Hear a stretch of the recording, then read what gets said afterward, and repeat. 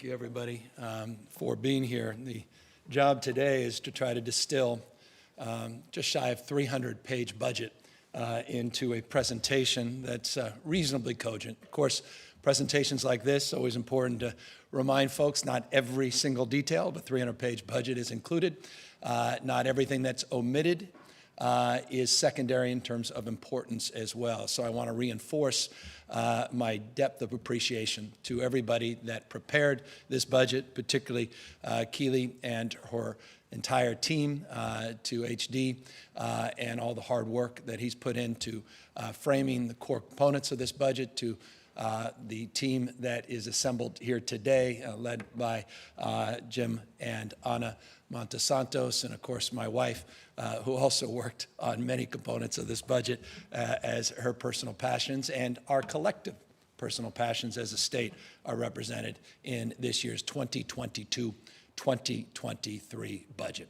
Let's jump right in. It's a $286.4 billion total budget, which represents about a 9.1% increase from last year. The general fund this year is $213.1 billion, close to $250 billion in that space. That general fund represents about a 1.5% increase from last year. 9.1 total budget increase from last year, 1.5% general fund increase. Importantly, we begin, as has been the case the last few years, focusing on our commitment and resolve to maintain a strong fiscal foundation here in the state of California. I say this often: you do not need to be profligate to be progressive. We have the capacity to invest in our growth engines, invest in the future, as well as making sure that we prepare for the uncertainties that the future presents. As you see here, the budget reserves, the highest they've been, $34.6 billion. We now have close to $21 billion in the rainy day fund deposit. The school stabilization reserve, which we'll talk about more in a moment, it's close to $10 billion. Just consider last year in the January presentation, I proposed last January a $2.99 billion school stabilization reserve. Now we're proposing a $9.7 billion school stabilization reserve. You see the operating reserve, a familiar number, around $3.1 billion, and the safety net reserve close to $1 billion at $900 million. The retirement liabilities we are working hard to address, as many of you know, and these are numbers, I think they go to June 30th, 2020, don't quote me, but these are roughly the last available estimates of unfunded liability. PERS in that $63 billion range. The state component of our STRS unfunded liability around $31.5 billion. That's the state component. And so our commitment is to make sure that we invest a supplemental payment, invest those dollars now, and I say invest because the ROI, the return on these supplemental payments in terms of reducing over a 30-year period those unfunded liabilities is significant. As you know, in 2017, 2018, about 4 years ago, those supplemental payments began at a whole nother level, with a whole nother level of intensity and intentionality.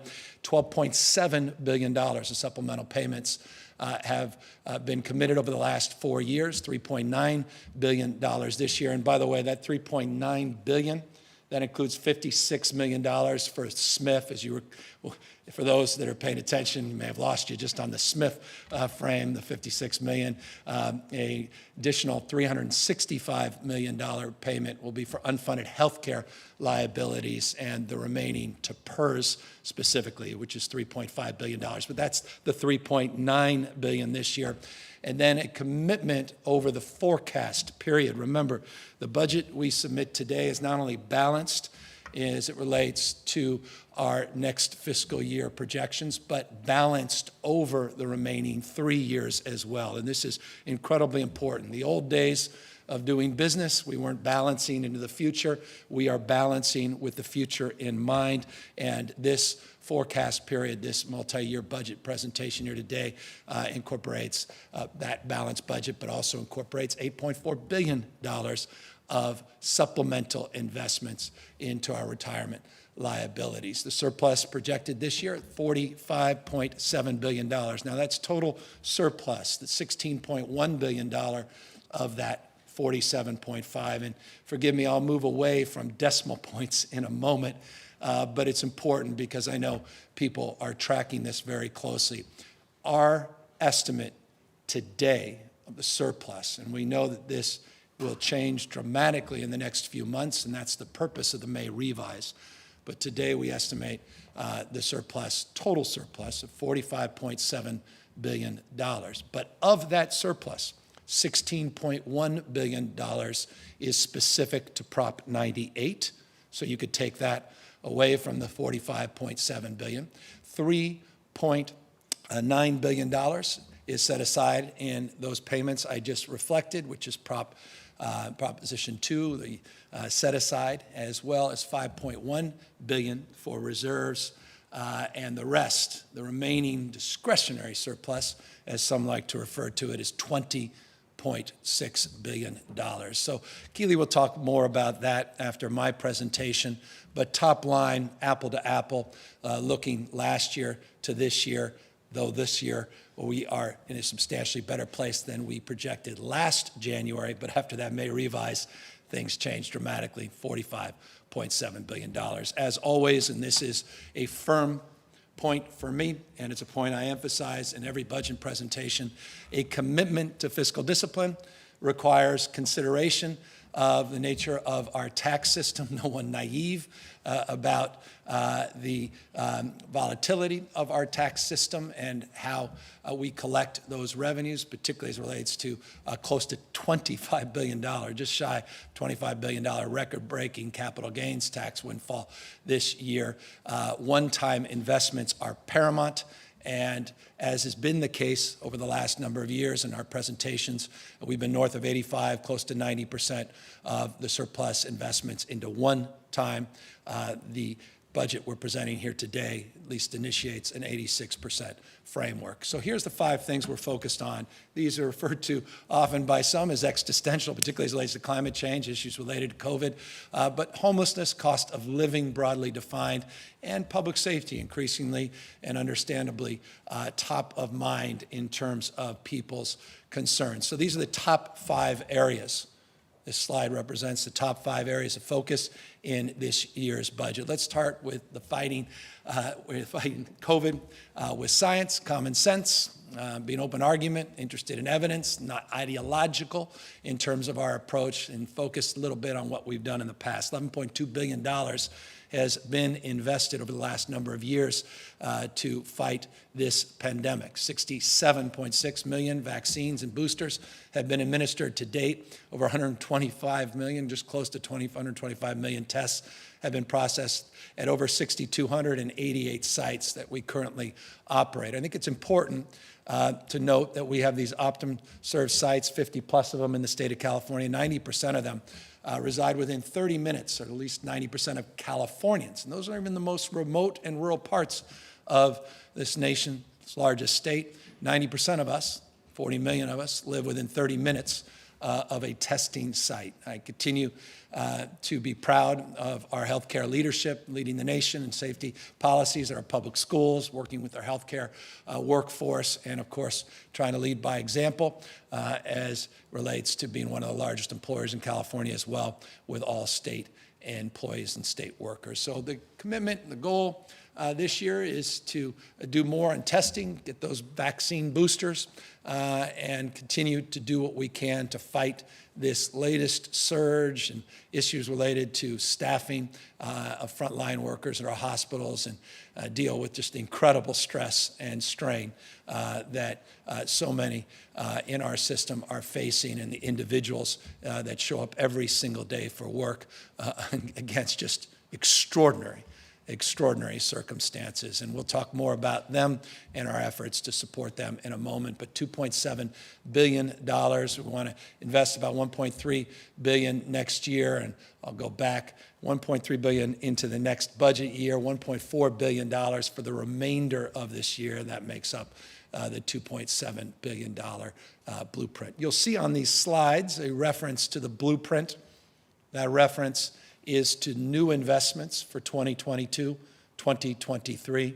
You will see as well issues related to the California Comeback Plan, which references announcements last year. And I know in the Q&A, we will be more prescriptive and specific, certainly Keely and her team, to lay out in more detail what is new, what's net new, and what's a continuation of commitments we made last year. I'll do my best in this presentation to do that, and that's the reference, as you can see here in the Combating the Climate Crisis slide, California Comeback, what we announced and what we were successful at locking into last year's 2021 Budget Act, and then the blueprint, which is our commitment in the 2022-2023 budget. So specifically, just to remind you, we put an unprecedented $15.1 billion to commit to address the existential issues of climate change last year. This was unprecedented in U.S. history. No state coming close, even on an adjusted per capita basis. This year, we're taking it to a whole nother level with an additional $22.5 billion. And here is the breakdown in broad strokes. This is not every detail, just to give you a sense of where these large investments we are proposing go. And again, I recognize, as I state every budget presentation, this is a partnership with the California legislature. They have been an extraordinary partner over the last number of years. This is our proposal, and this is the budget presentation. We look forward to refining it and working with our partners across the spectrum, 40 million partners across the spectrum, to refine this in the May revise and ultimately for signature later in the year. $2.7 billion is being proposed to address forest health and fire protection. You'll recall $1.5 billion. That included, by the way, a $536 million early action plan last year. We worked with the legislature on that, but $1.5 billion was committed. It's a multi-year commitment where we want to add and true up an additional $1.2 billion this year. So a 2-year commitment for a multi-year investment on forest health and fire protection, the likes of which this state has never seen, and is necessary to combat the ravages of the extremes and issues related to wildfires. $2.7 billion is being proposed. More detail on the $1.2 billion new dollars. Forest landscapes, you see very familiar issues, or rather items and bullet items here on prescribed burns and issues related to grazing. Reforestation, which I wanted to highlight because that's a big part of addressing the ravages of the last few years. Forest thinning in a thoughtful and judicious way. Fuel breaks, they're not the panacea, but we'll continue our investments in fuel breaks, our regional investments, which are critical as well. In addition to those, community protections, community hardening, home hardening investments, the $44 million there, and economic stimulus. That's the forest sector and wood products market, of real focus with intention on rural economic development. Science-based management, and that's remote sensoring, new technology, cameras, infrared investments that we've been talking about the last few years. As you recall, we put together a detailed multi-year forest resilient action plan. This is to provide more support, more personnel to help us apply and implement the principles that we laid out in that plan. And we created a new Office of Wildfire Technology. I get more calls every wildfire season saying, we've got to do things differently. We've got to invest in the future. What tools of technology are you advancing? Well, we have a new Office of Wildfire Technology, and we are investing in that. I want to thank Senator Dodd and McGuire, so many others for their leadership in this space and in getting us to this moment. And just know we're testing and piloting new technologies. We have a whole new procurement strategy as it relates to a more iterative approach to technology, moving away from an old Byzantine bureaucratic framework that's marked the past. As it relates to additional support, perhaps none more important than dealing with the tired, the weary, our CAL FIRE wildfire fighters. They're overwhelmed. They're stressed. We've tried to get the staffing up, and we have substantially made progress over the last number of years, but the workload is still profound. We put $400 million. We'll work with our bargaining partners. We'll work with the legislature to talk more specifically about how to plug those dollars in. But we set aside in the January budget a $400 million appropriation to help support our wildfire, our firefighters, our CAL FIRE partners, as well as more technology, more equipment. Just to remind you, the Blackhawks provide nighttime. These are what we refer to in the lexicon of the firefighting first as Firehawks. These are the Black Hawk helicopters. We don't like talking about Blackhawks in the context of now being Firehawks, but we're going to provide $99 million for 4 new Blackhawks. We've got these new large contracted helitankers, which we're promoting 10 additional contracted helitankers, and you can see engines, bulldozers, new fire crews, all part of, again, a $648 million wildfire package blueprint that adds to the forest resilience work that we referred to in the previous slides. The emergency response will continue to do more in real-time intelligence. Make sure that we see a spark of a fire, we get in there quickly and early, LIDAR, radar, Pentagon technology, all of those things we've been doing in the last few years, now with a real partner in the White House, made more much easier, and making more assets more readily available. So more investment in that space, and I cannot impress upon you more, I say this every year, will be a year we'll all be right, and that is earthquake preparedness. And any folks that live up near Eureka and Humboldt County know what I'm talking about. Recently, offshore, large earthquake. But one of the things that we are appreciative of is the number of people that are going to the MyShake app, and downloading it. There were wonderful stories of people, one individual that got a 15-second warning driving along the coast and pulled over safely, waiting for the earthquake, which he knew was coming because he had the downloaded app. It warned him 15 seconds in advance. He was safely able to pull over, wait for the earthquake to end, and went on about his business. It was highlighted in a number of local reports. I highlighted today as something we would like to see all across the state as more people take advantage. By the way, that $17 million is specifically to provide more density for sensors in some of our more rural and remote parts of the state. As we are mindful, this is not just an urban construct of concern. Earthquakes are reality all throughout the state of California. By the way, redundancy, resiliency, you'll hear those words used in this presentation. Redundancy in this case, as it relates to a commitment. It's a multi-year, 5-year commitment to create a new Southern California Emergency Response Center operated by the Office of Emergency Service. It's a backup center, more regionally focused in Southern California. These are dollars that will go to investing in that multi-year commitment. Let's talk drought. It's front and center, though perhaps a little less so because of recent rains. They'll look at your forecast over the next week or so in the midst of what should be the most wet and rainy season in January. That said, we are mindful of our need to do better, to prepare not only for the short-term, medium, but long-term realities of a world that's being replumbed literally and figuratively as it relates to the extremes of weather. And so last year we put out $5.2 billion, again, California comeback, multi-year commitment to invest in drought preparedness. This year we're truing it up with an additional $750 million. So $6 billion, not bonds, not a voter initiative, general fund being supported in this space or to support this space. Here's the layout of some of the things that we'll be focused on.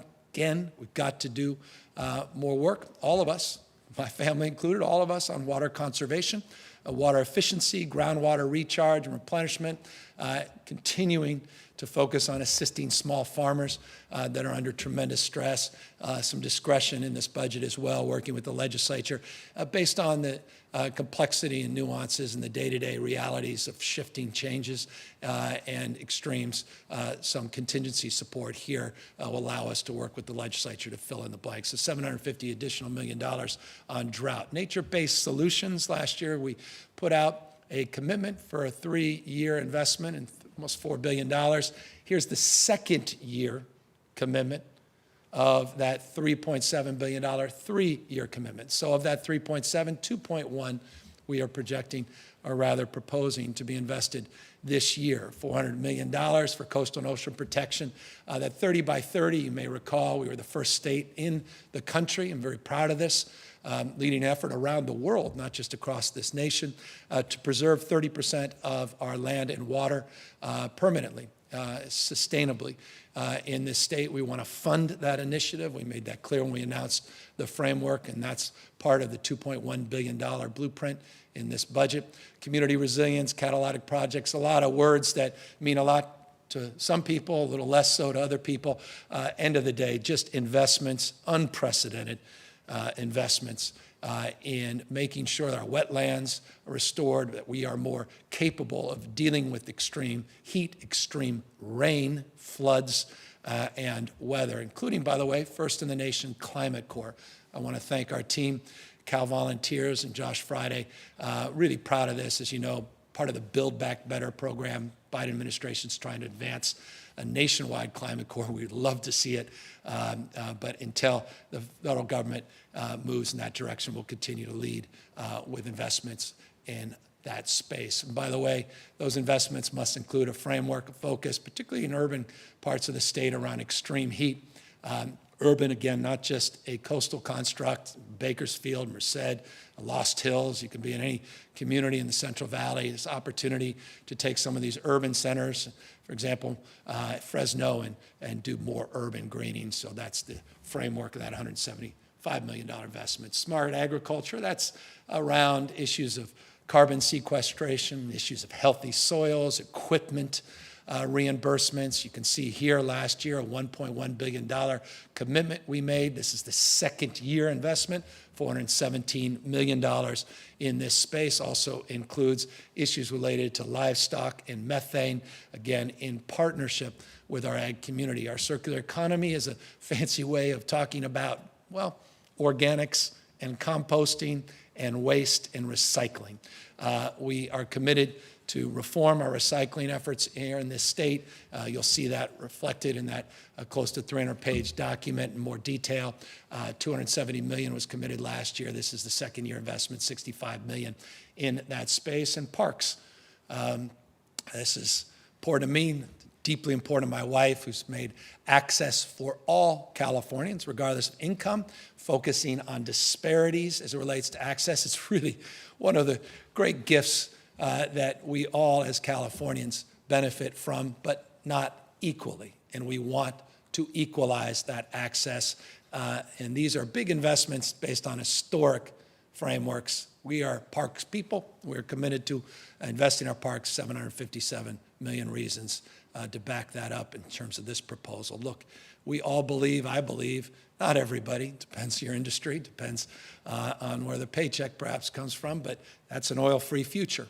Low carbon, green growth, changing the way we produce and consume energy. California wants to maintain its international leadership. We put a stake in the ground, the first state in the nation to say we will not sell traditional internal combustion engines, gas-powered engines by 2035. You saw markets move, GM, Ford, and others aligning and announcing, and now increasingly not just our own federal government, but governments around the rest of the world. This is dramatic.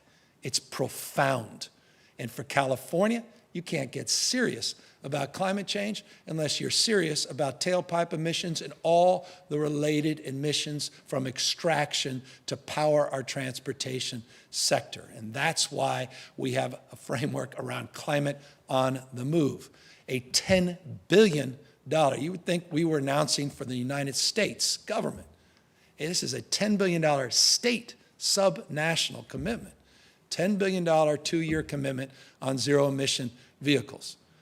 This is a reason so many new zero-emission vehicle companies are moving into the state of California, and this is why even those that resided historically in the state are growing in the state, and it's why it's one of our top exports. We believe in our policy and regulatory system because it's accelerated private sector investment, and we believe this is the future, and we say this often. If we don't invest in the future, we're not going to do very well there. And so we are quadrupling down. This is unprecedented in terms of our efforts, not just on this slide, but across the spectrum in this space, and I'll get to that. But notably, close to, well, just shy, $4 billion last year, additional $2.2 billion this year of additional support above last year, 6.1, $10 billion, if you followed that, total zero-emission investments over a 2-year period. Let's talk about the new investments. These are, again, multi-year investments, $3.9 billion specifically for truck conversions and buses. You can see there 1,700 transit buses, 1,000 dredge budgets, which are nothing more than those dredge trucks, rather. You see those trucks, mostly, a lot of them diesel, up and down the roads. We want to start converting them. School buses, a lot of port electrification. I'll talk more about that in a moment. Passenger vehicles, all the good work. Thank you to Phil Ting, so many others in the legislature leading in that space. We want to convert 40,000 new cars and provide incentives in that space. 100,000 can't have cars, electric cars, without the infrastructure. New charging stations, you see 100,000. That's, by the way, we're looking 100,000 plus, 40,000 plus. These are baseline numbers, just to give you a sense of our commitments, and another $1 billion in this space. So that's just on issues of transportation. But again, that's over 50% of the greenhouse gas emissions in this state. It's not nationwide, but in California, the extraction and the tailpipe emission, the pollution associated with that is over 50% of our GHG challenge. That's why this is so profound, and that $10 billion we think is a significant, unprecedented commitment. And by the way, for every investor in the world, I hope they wake up to that $10 billion investment. No one else is committed to doing more in this space. And if you are looking to put your dollars and invest and to create jobs and opportunity, there's no other state in the country, few countries in the world, more committed than this state, the state of California, to support your efforts and to incentivize through regulatory framework that incentivizes risk-taking, of course, tries to mitigate recklessness. Spirit of clean energy, we extend that to a blueprint that includes $2 billion of additional investment around building decarbonization, something we need to talk more about, our existing built environment, retrofits, rebates, refrigerant equipment. We want to continue to lead in this space, as Governor Brown did in the 1970s. We need to do more now as we leap into the future. So that's what this slide represents, this budget commitment represents, $2 billion in this clean energy space, long duration storage, including up at Orville and their pump station as well. We're looking for industrial decarbonization and green hydrogen, work around food production, focus on that. Offshore wind, which we have this incredible partnership with the Biden administration. A lot of work has been done in this space, so much more to talk and promote in this space over the coming years. And then energy modeling. We're very mindful that if we are going to sprint in this transition, we've got to support a thoughtful framework to model our total megawatt usage, how we actually connect the dot in the grid, literally and figuratively. And so there's resources. People ask me often, what are you doing in terms of really modeling that future? How are you actually going to achieve these goals? Resources in that space. Let's quickly talk about tax incentives, tax credits. Look, over 3 years, $250 million a year, $100 million a year for companies that opt to develop green energy technology that agree to share profits. We'll talk, if you want to ask questions about that today, want to grab me later, we could talk more about some novel strategies we have in that space, some new ideas we have in that space. That's what that slide represents, or that bullet point, $750 million again, $250 million a year over 3 years. And that's for companies creating cutting-edge climate solutions. And that's why I'm reinforcing, if you want to invest, there's no better place to invest in the future, green energy, low-carbon green growth than the state of California. And these tax credits are just another example of California leading the way. Speaking of leading the way, I just want to thank all of the incredible leadership in the Assembly and the Senate, many members that have been on the leading edge, focusing on the future of what some are referring to as Lithium Valley. All the geothermal work that's being done, a byproduct of that is lithium. What's lithium? Nothing more than addressing this battery manufacturing opportunity and an ecosystem that is now front and center, top of mind, as we convert our fleets around the world. Well, we have what some have described as the Saudi Arabia of lithium here in the state of California, down in Imperial County, near the Salton Sea. And we want to work with all of the partners in the legislature. I've had a chance, many occasions, to visit. Now we want to put to work a new regulatory framework to spur private investment, to focus on creating loan programs, and de-risking investment, new regulatory certainty, focus on environmental and labor standards right up front. And so we can set the rules of the road, get policy to drive an acceleration of investment, and focus on regionalizing economic opportunity in part of the state that deserves more investment and more attention. Member Garcia, so many other members, I can go on and talk about so much leadership in the Assembly and the Senate, but again, I just want to applaud their work and not let them know we're mindful of the commission that was established, and we are resolved and enthusiastic about investing in this space. Let's talk briefly about homelessness. We talked a lot last year about homelessness. Every week I talk a lot about homelessness. This week I'll be talking more about homelessness. Look, we recognize our responsibility to do more and better. I want you to know that the numbers you see here, you've never seen in the history of this state, and no other state in the nation has ever laid out a commitment, a resolve to do more and investments as it relates to addressing homelessness. $12 billion committed a multi-year last year. Again, so much of this budget is about laying out last year a framework and now applying that vision, the application, the implementation, the what and why, now it's the how. And I just think that's important to reinforce as a sort of meta message for this year's budget. You'll see a $14 billion a 2-year, we're plussing up additional $2 billion blueprint this year for the issue of homelessness. And I am going to set aside a larger discussion around behavioral health in the health section, which could easily have been pulled into this section. But I just want to remind you of last year's unprecedented commitments to create 44,000 new units and treatment slots. The home key model, which has been a wild success. By the way, for those I get people say, well, what have you guys done? Nothing's changed. Hold on homelessness. 58,000 people, 8,000 people through home key, 50,000 people through our room key model got off the streets last year.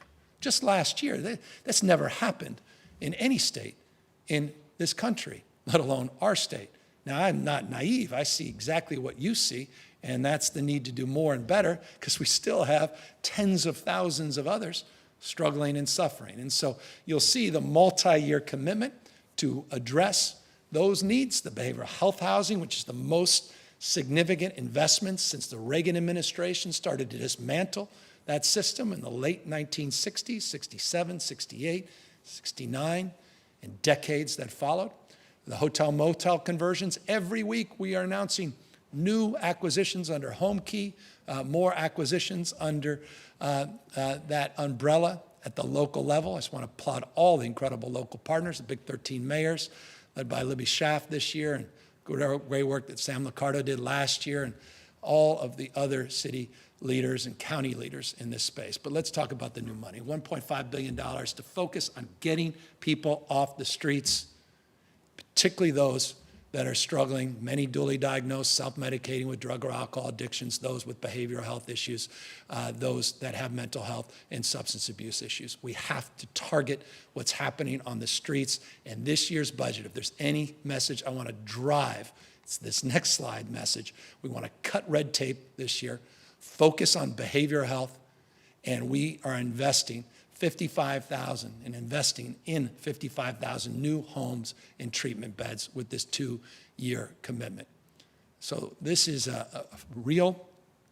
this year is the year, and forgive me for being a little off here, that we are also going to tackle something that requires us to be a little bit uncomfortable. and that's conservatorship reform. I want to preview this. If you ask me a detailed question, I'm purposely going to obfuscate in terms of the response because we want to lay it out in more detail and specificity and build more understanding. But we are leaning into conservatorships this year. We've done a number of things on Laura's Law in the past. We've done some good things in this space, but we are leaning in heavily on what's happening in encampments, what's happening in terms of substance abuse and those that are self-medicating, and what's happening in terms of our streets. 500 million more. By the way, we did 50 million last year for encampments. We had never set aside dollars for encampments. 50 million, 500 million this year. And more investment in that mobile crisis efforts that now will be underway, a new Medi-Cal benefit. I can't wait to talk to you about this in a second. 1.4 billion reasons why I am enthusiastic about this, but we are getting out on the streets, holding more folks accountable, and I mean that in a wonderful and enlightened way. That's our local partners. They have homeless accountability plans. Those plans need to be submitted this calendar year. We are not going to fund failure. We're not going to fund folks that don't provide those plans. There's transparency, there's accountability, there's more data being shared. There's a new interagency council on homelessness. There are investments, there's a plan, and there's targeted interventions, short-term, not just long-term, that are a big component of this $2 billion package. And that's why, again, cutting red tape and focusing on treatment slots, tiny homes, interim solutions, not just long-term permanent, is part of the update of our 2-year, $14 billion homeless package. Cost of living. Could spend 2 days on cost of living. Let me try to sum up as quickly as I can. These are just components, by no means complete and comprehensive list, but let's just focus first on healthcare and try to address the issues of those that continue to struggle to access and afford healthcare. I'll just remind you, past actions, no one else in the country, no other state in America has done more in this space than the state of California. It's a point of pride in the last few years in particular. It's a point of pride and passion as well. That said, we're not nearly where we need to go.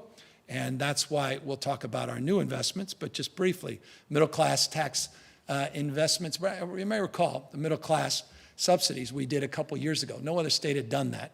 Interestingly, because of Nancy Pelosi's leadership and because of the president's leadership, they are actually now subsidizing that space. So we have roughly 300, Keely will clean this up perhaps after the presentation, but $333 million of savings because we don't have to fund that middle-class subsidy that we'll be putting into a reserve fund to expand other subsidies. But it's important to remind people that we were the first state to do that. We expanded ACEs screening, dementia screening. That's $135 million over 3 years alone. We launched CalRx and Medi-Cal RX this year, and I'll talk a little bit more about a preview for next year to attack the issues and costs associated with prescription drugs. And we expanded coverage for people regardless of immigration status, young and old alike. This year, here's what we're proposing to do. We struggled last year a little bit, and I'm not shy to say that, and I'm actually really proud because we had a great conversation with the legislature on creating this new Office of Healthcare Affordability to address underlying cost drivers, compliance, integration, again, of primary and behavioral health issues that we all share. I'm looking forward to getting this office done. It's been stubborn.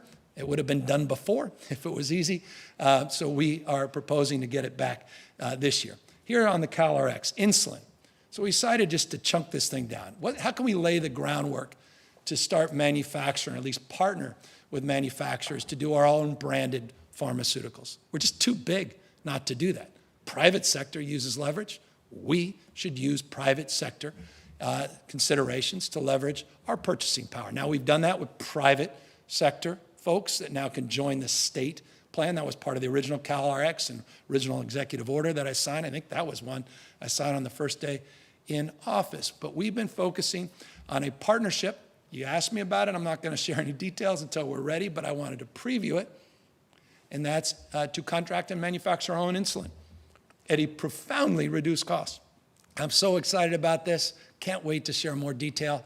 And full disclosure, I don't think my staff was particularly pleased that I even offered this much information, but I wanted to lean in because I want you to know we mean business in this space, and I'm not walking away from that long-term commitment to get pharmaceutical costs down in the state of California. And by the way, I think insulin epitomizes the failures in the pharmaceutical industry. It just, in every way, shape, or form. And that's why we're targeting insulin, and we've got a potential partner, and looking forward to advancing more information in that space. Look, more things we've been doing and things that we're building on this year, part of the California Blueprint moving forward. We have more ideas, and Keely can walk through the details, to reduce premiums for pregnant women, children, new moms, those that are disabled. A lot of investments in the reproductive space, more flexibilities, more investments in terms of security broadly to provide safety and security and access to reproductive health in this state. We're looking to more investments, providing more equity for provider payments, particularly for preventative care that has been impacted by COVID profoundly. So real investments in that space. And opioids. I talked a few weeks ago, I'll talk very briefly about it in public safety slides coming up, around what's happening with fentanyl in this nation, what's happening in this state, this opioid crisis. A disproportionate focus of those resources, $182 million, will be in that fentanyl space. And we also will be focused not just on medication-assisted treatment, but also on issues of enforcement. But here's the big one. California is poised to be, if this proposal is supported, the first state in the country to achieve universal access to health coverage. So what does that mean? It means full scope Medi-Cal, including long-term care, IHSS, behavioral health, to all low-income Californians, regardless of immigration status, regardless of their age, regardless of their immigration status. Full implementation will initiate January 2024 if this is approved. I want to thank Senator Durazo, so many others, Arambula, so many leaders in this space. There are strong advocacy for decades, even prior to those leaders, decades, those that have been advocating for universal coverage. We're going to do it. We said we're going to do it. We said it would take a few years. We're committed to doing it. $614 million, it's not on this slide, $614 million is the general fund for this 2022-2023 budget year, and it annualizes at about $2.2 billion general fund in the out years. So 614 in this budget year, 2022-2023, annualizes $2.2 billion into the future. Building on that, want to remind you of some of the past actions we've taken. Again, big part of our focus, and we'll talk briefly about it here in a moment, around CalAIM, is the integration of brain and physical health, integration of mental health and substance abuse, issues of integrating around the whole person, meaning as an individual with so many comorbidities, so many challenges that make us human, and opportunities to address. So much of that integration is a big part of our focus. That's why transforming our behavioral health system is so foundational. This no wrong door policy, which will be part of all of our contracts, I think by July. We can get Dr. Galley and others to follow through in more details on that. We also committed, as you saw, to more facility investments in the last couple of years, more focus on crisis centers, peer supports, but also reimagining our children's behavioral health. And this is so exciting. It really is. No other state, I don't know, maybe there are, to be fair, but I haven't been reading about a lot of other states that have committed, except rhetorically, to investing 0 to 25, well, $4 billion to completely reimagine our screening services for our children. I mean, I don't need to tell you the stress and the anxiety that our kids have been under over the last few years, particularly as it relates to COVID. This is serious, and we are taking it seriously, and there's $4 billion in multi-year investment in this space. Last year, we put $1.4 billion, and this year, year two of that $4 billion investment is an additional $1.5 billion for our kids. And that's, again, an exciting proposal. It connects dots in our school system, and that's a multi-year vision that we are doubling down on. Speaking of $1.4 billion, I mentioned this a moment ago. We're creating this brand new Medi-Cal benefit for community-based mobile crisis intervention services. Again, this could easily be in that homeless bucket, but I wanted to include it more broadly in the healthcare bucket since it is a Medi-Cal benefit expansion. $1.4 billion.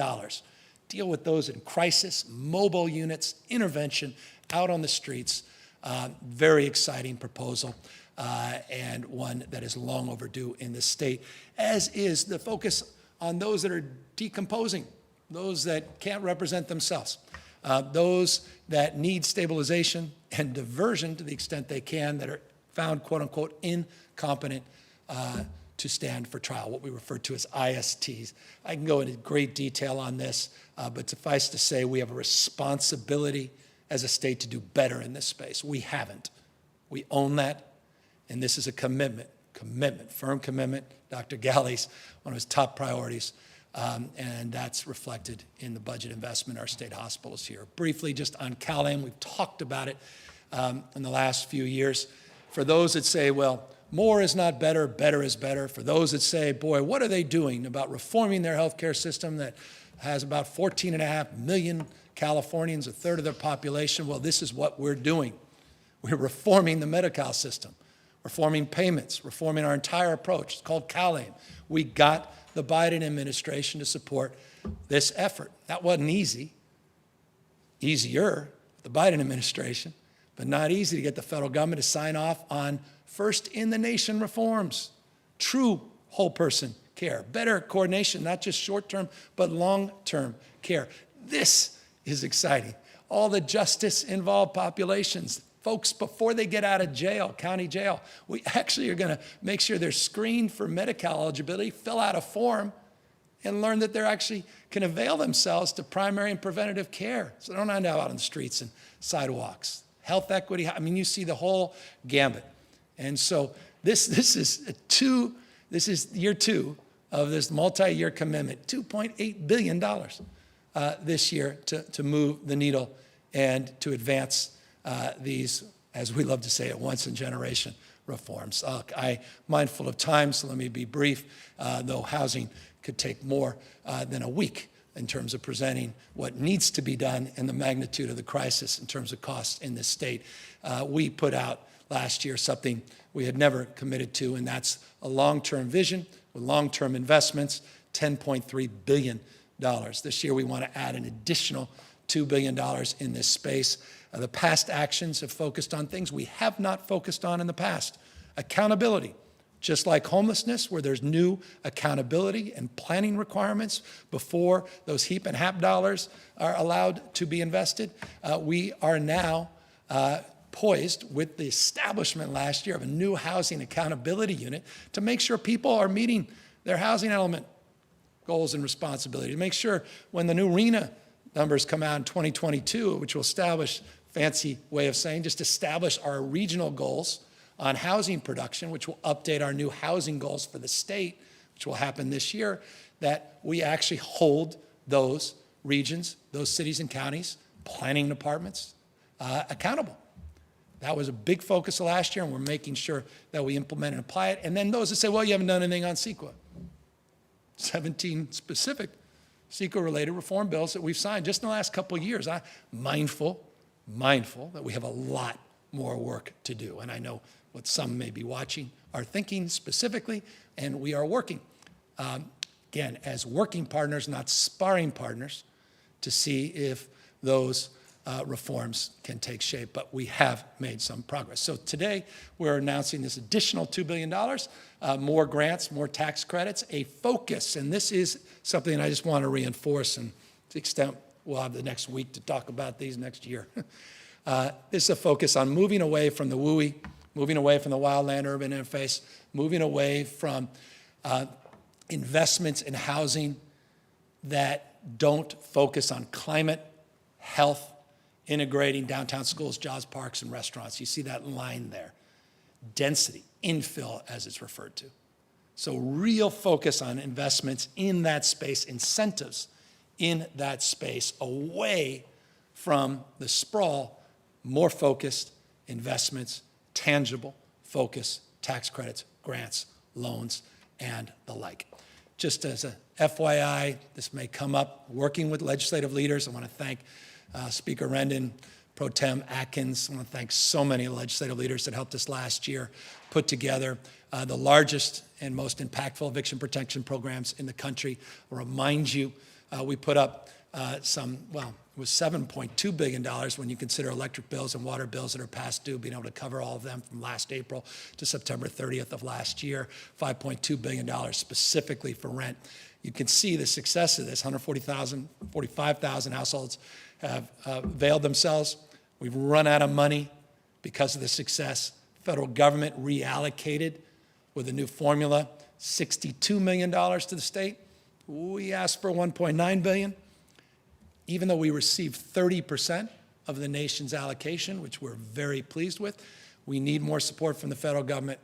And so for the purposes of this budget, we are looking to continue to engage directly with Treasury, the Biden administration, as we have been, and directly with legislative leaders who have committed themselves, extraordinary commitment, to prioritize rental assistance to address that gap, particularly for those below 50% of AMI, but as much as 80% of AMI. And just know that we are sincere in our desire to bridge that federal gap and to see what we can do in the short run to get us the resources, $2+ billion, we estimate, that still may be needed to address the total population needs in terms of financial stress associated specifically with this once-in-a-generation pandemic. Small business, economic, and workforce development. Let's just briefly talk about what we did last year at $6.2 billion of tax cuts last year for small business, $4 billion of business grants last year. We had film tax credits. We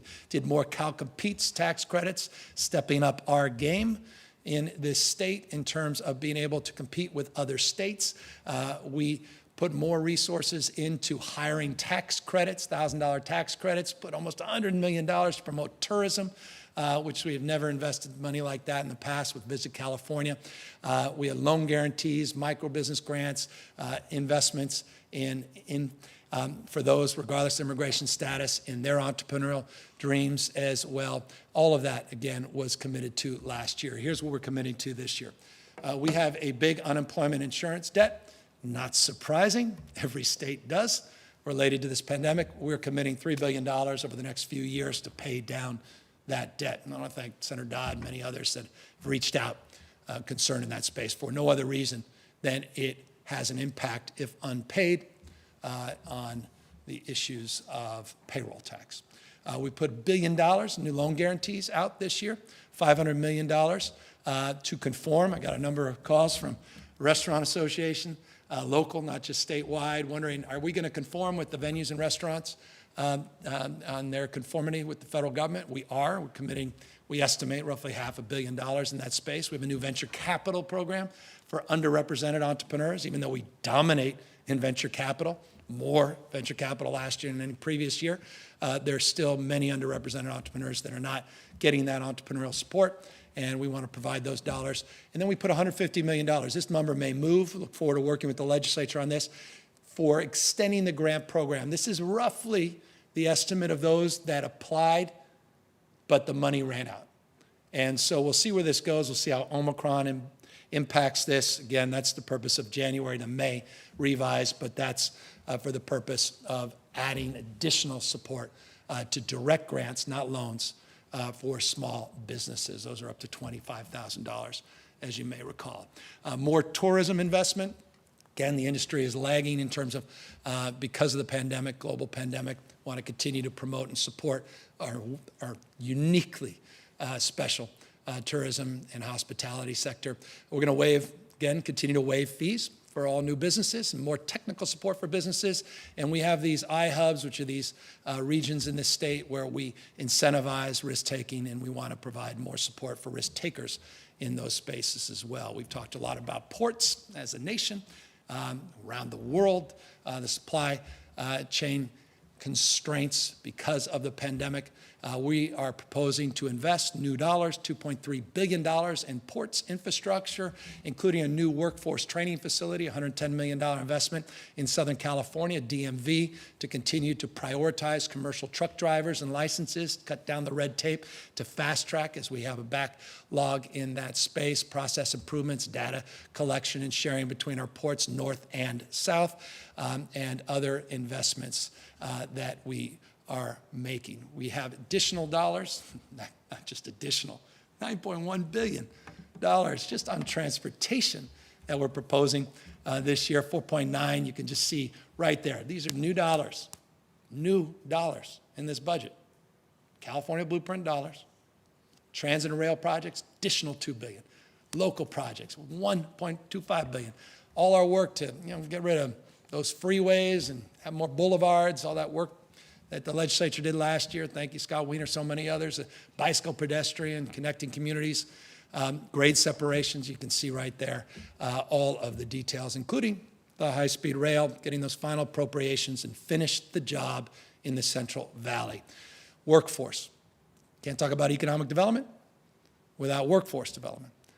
3 areas, not the exclusive areas, but they represent about $2.9 billion of investments in the workforce space, is 3.9, forgive me. Climate, career pathways, and care economy. Let's jump right in. Climate, workforce. Look, if we're going to transition, if we don't see oil in our future, if we are truly going to fulfill a vision around low carbon, green growth, if we're sincere about changing, as I said, the way we produce and consume energy, what are we going to do for all those folks that are currently filling up our tank and all those folks that have been out there in the fields working hard to build this economy as we know it today?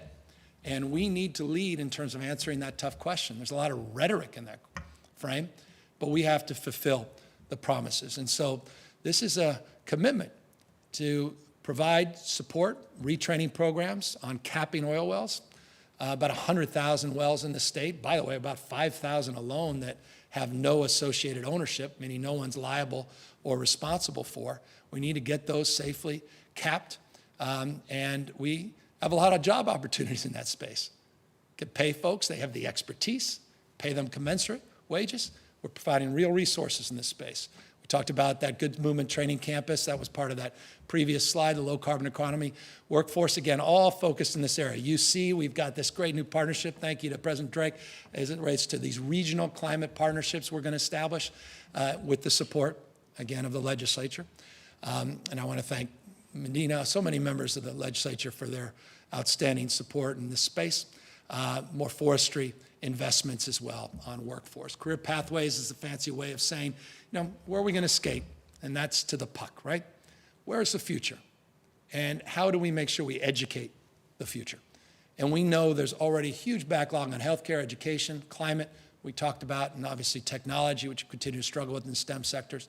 And so that's the career pathways investments. It's really around K through 12 more than anything else, K to 14, but K through 12, in facilitating students' opportunities in transition from school to college, those that may not go to college, but students to careers and to the future. We have care economy. Thank you to my wife, day in and day out for her focus. You need to talk more. She's right. Talk more about the care economy. Talk about all the uncompensated work, but also celebrate those that are compensated. We need to have their backs. They've had ours. Our nurses and across the spectrum. Everybody's going through tremendous stress. And we, again, can't thank you enough, especially now with this fourth wave.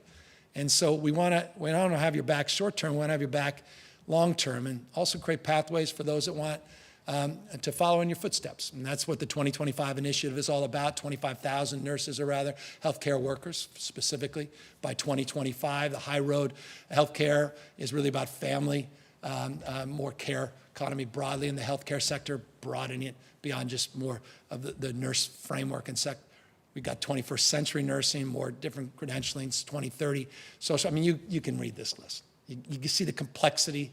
I hope you see some nuance, including reproductive health workforce that we want to invest in. $1.7 billion just in the care economy workforce space alone. So you got Career pathways, care economy, you got climate workforce. Again, these are just components that are three of the most significant of a broader, unprecedented workforce investment to address the crisis that persists in terms of retaining, not just recruiting, new workers. And yes, I'll talk briefly in a moment about our teachers and our educators. Just briefly, though, I want folks to know we're going to restore that we estimate roughly $5.5 billion R&D tax credit.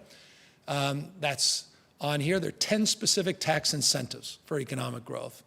I won't go through all of them. We talked about a number of them, but top of that is that $5.5 billion R&D and the NOL restoration. We have new renewable energy tax credits. We have a new innovative headquartered tax credits for companies that invest in California, that are headquartered in California. We're going to set aside hundreds of millions of dollars specifically related to those that are addressing low carbon green growth in the climate space. We're going to help middle income households with their taxes that are still struggling from COVID and the consequences, the economic consequences of COVID, by extending the opportunity to have interest-free and penalty-free tax payment plans for state taxes. We're creating a new earned income tax credit for foster youth, specifically $1,000 tax credit.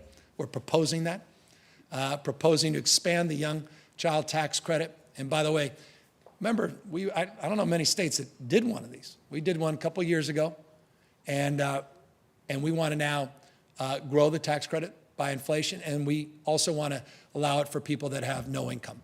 It was a tax credit, as you recall, up to 5 years old, that you'd be eligible for EITC. In this case, we're saying if you have no income, we want you to qualify, particularly, again, for young tax. And this all, absence of the BBB, California is implementing these principles. And so, by the way, it's so interesting, isn't it? Everything that's been focused on in Washington, D.C. about what may or may not happen, we're doing almost exclusively. I mean, in many areas, I'm not familiar with many that we're not advancing. And we're also, by the way, going to advance a modest, I don't want to overstate this, but it's a $523 million gas tax holiday of sorts, recognizing that we have about a 5.6, Keely, you can clean this up if I'm off, but I think it's about a $523 million impact. We're going to backfill it in terms of the tax itself to transportation projects so that there's no direct impact to investments, but it will be a direct impact by avoiding that inflation adjustment that comes in July of next year to increase the gas tax. And so that's also being proposed as well. Education and childcare, let's just jump right in, and we're almost done. $102 million, it's the highest per pupil Prop 98 investment in history. You can see it for yourself just on this slide. $21,000, almost $21,000 per pupil total. Prop 98 is $15,261. Just put it in perspective, just for purposes of understanding where we've been and where we are. $7,100, over 50, more than doubled in the last decade. Now, I know what you're thinking. If we're going to double an investment, we want to see reform. We want to see outcomes improve, and I could not agree with you more. First, though, we want to just know what everyone asks every year, what's the COLA for the LCFF? And if anyone knows what COLA is, it's cost of living. If you know what LCFF is, you win the bingo prize, local control funding formula, well known up here, but we tend to talk to ourselves. Just know that that's more discretionary dollars for public education and educators. There's every educator in the state going, we like that number. It's not insignificant, 5.33%. But let's talk about the reforms, not just the money. I made this point last year. We got to reimagine the future. And if you're going to reimagine the future, you got to begin at the beginning by making sure we invest in the future. And that's 0 to 3 and ACEs and prenatal care, all those things. We are investing unprecedented money, but also high quality pre-K. Kevin McCarty and all these incredible leaders in this space and been fighting for years and years on this. We're getting it done. $4 billion investment. So it's no longer K to 12. I know everyone talks about K to 12, not in California. It's pre-K to 12. We've established a brand new grade, pre-K. And it's supported by $4 billion. Last year was just planning dollars, the $200 million. That was the comeback plan, just planning. This year, we're moving. $1 billion to make it happen, $639 million specifically for the pre-K expansion. But you can't do that unless you talk about quality. And that's what that next number is, $383 million, reduce the adult-to-student ratio. Ratios matter. Quality preschool. Quantity, quality. And that's our focus. We're also focused on after school and summer school. We've been talking about that for a decade. We're doing it. I don't know many states doing this. But about $1.8 billion last year, $4.3 billion is in this year's blueprint, specifically for after school and summer school. It's $3.4 billion. And that's to have. Here's what this means. I mean, your kids deserve what every, fancy family gets, which is those extra supports. You deserve that, especially with all the social emotional damage that's been done because of this pandemic. We talked about the 0 to 25 on behavioral health. Now we want to augment that with 9 hours of academic enrichment activities per day, in classroom, out, 9 hours. That's the goal. In 6 weeks, income eligible folks in the summer. Fancy families can afford those summer enrichment programs, but a lot of folks that are living paycheck to paycheck can't. But no state, I don't know. Been talking about this a long time, but I'm really proud of this. Making these kinds of investments, if they are, good for them, but I'm proud we are. Talking about it for decades, we're doing it. And by the way, $937 million of that $4.3 billion is focused on arts and music. Talk more about arts and music. Investments, partnerships, community schools, CBOs, infrastructure investment, that's what that's about. Special ed, came in here, I said, I'm committed to doing more on special ed. I felt deep connection in this space in so many ways. $3.1 billion is the investments we've made, new investments over the last 3 years. $1 billion of that is ongoing. This year we're doing an additional $500 million ongoing for special ed. I talked about staffing shortages across the spectrum, particularly in the healthcare space. Here's where we have particular acute needs, and those are situational, deeply situational in the context of the Omicron surge. We've made since 2019 about $2.9 billion of investments to retain, support, waive loans, fees, and the like for schools. All kinds of programs, and I want to thank members O'Donnell and so many others, and Leva and so many that have been champions in this space. We want to build on that by waiving exam and credentialing fees this year, more teacher preparation programs this year, more career counseling dollars this year, more supports across the spectrum for retention and recruitment. I'll recall, or rather remind you, you may recall, that in 2016 was the last time we passed a school bond, Prop 51. It was $7 billion. We've almost run out of money. There's $1.4 billion left, and we're doing the final bond allocation. So the question is, are you going to do another school bond?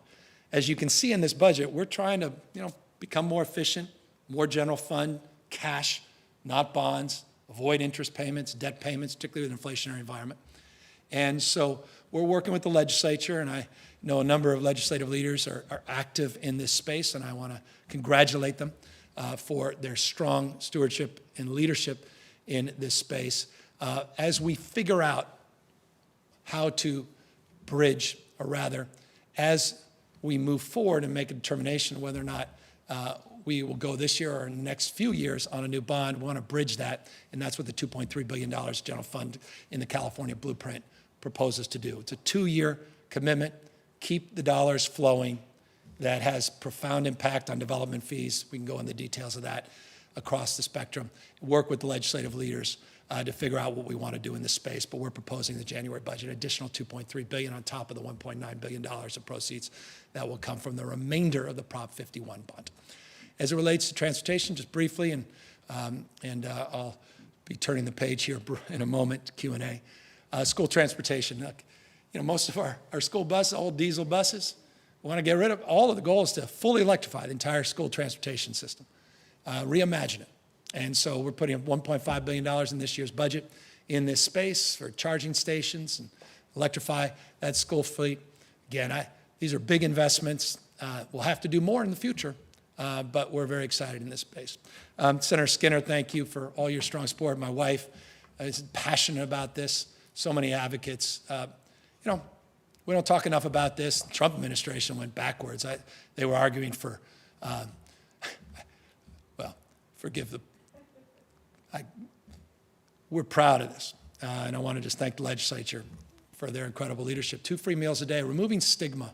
I can't tell you how many people come. I cannot tell you. In fact, Jen and I had over the holidays someone come up to us, and she started crying because she talked about when she was a kid, she was so embarrassed because she had a different color card because she was poor and got subsidized meals.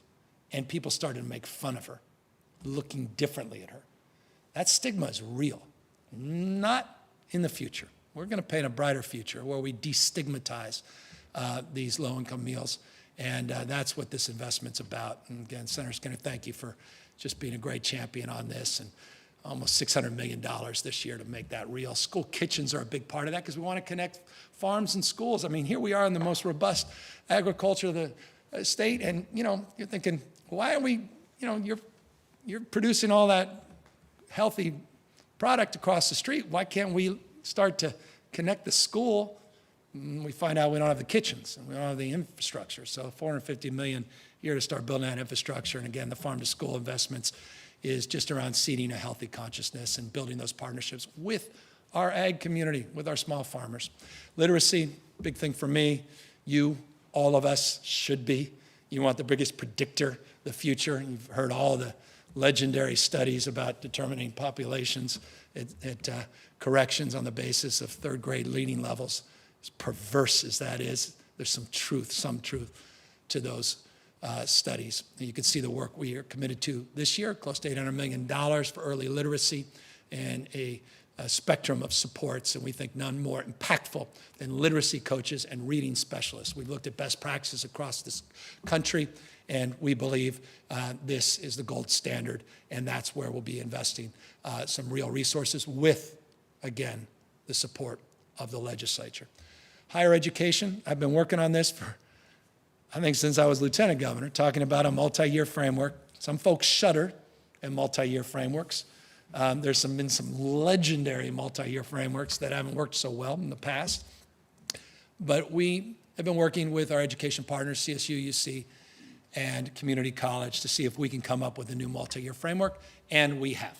We have the terms of an agreement for CSU, UC, and community college. They're detailed. I will spare you the details. And we are going to announce when those partnerships are formalized and supported, as we hope through the legislature, a 70% statewide degree attainment and credentialing goal. We've never had one. The state doesn't have one. We will if we are successful in implementing some of the core tenets of this budget. So we worked hard on this. I'm excited to share it with you. I'm excited because it's about access and alignment. It's about closing equity gaps. Yes, time to degree, builds on the work, because this is important. As a trustee myself and regent myself, a lot of work has been done at the UC, their 2030 vision, and of course, the 2025 vision at CSU. And it's all about more Californians getting in the UC and CSU, more enrollment, more opportunity, more alignment, better utilization of our dollars. Here's the commitment, $1.6 billion for community college. You see the cost of living adjustment there, similar. It's part of the Prop 98 guarantee after all, 5.33%. You'll see a number of supports that we think are timely and important that have been strongly advocated by members of the legislature, and I want to thank them. So many members, legislature advocating for components of this, and again, forgive me always not sharing the leaders' names as often as I should. You know who you are. Thank you again for your incredible leadership in this space. $537 million will be going to the CSU with the support of the legislature, $304 million ongoing, and then new dollars for 9,434 new slots, close to 10,000 new slots as part of this budget. One-time money, including a Bakersfield Innovation Center, Bakersfield in Kern County, at the center of this transition to low-carbon green growth. Remarkable CSU. Been there on a couple of occasions recently, notably around COVID and their testing work, which has been incredible. $83 million investment there. Farms, we have these incredible CSUs that connect the agricultural community specifically,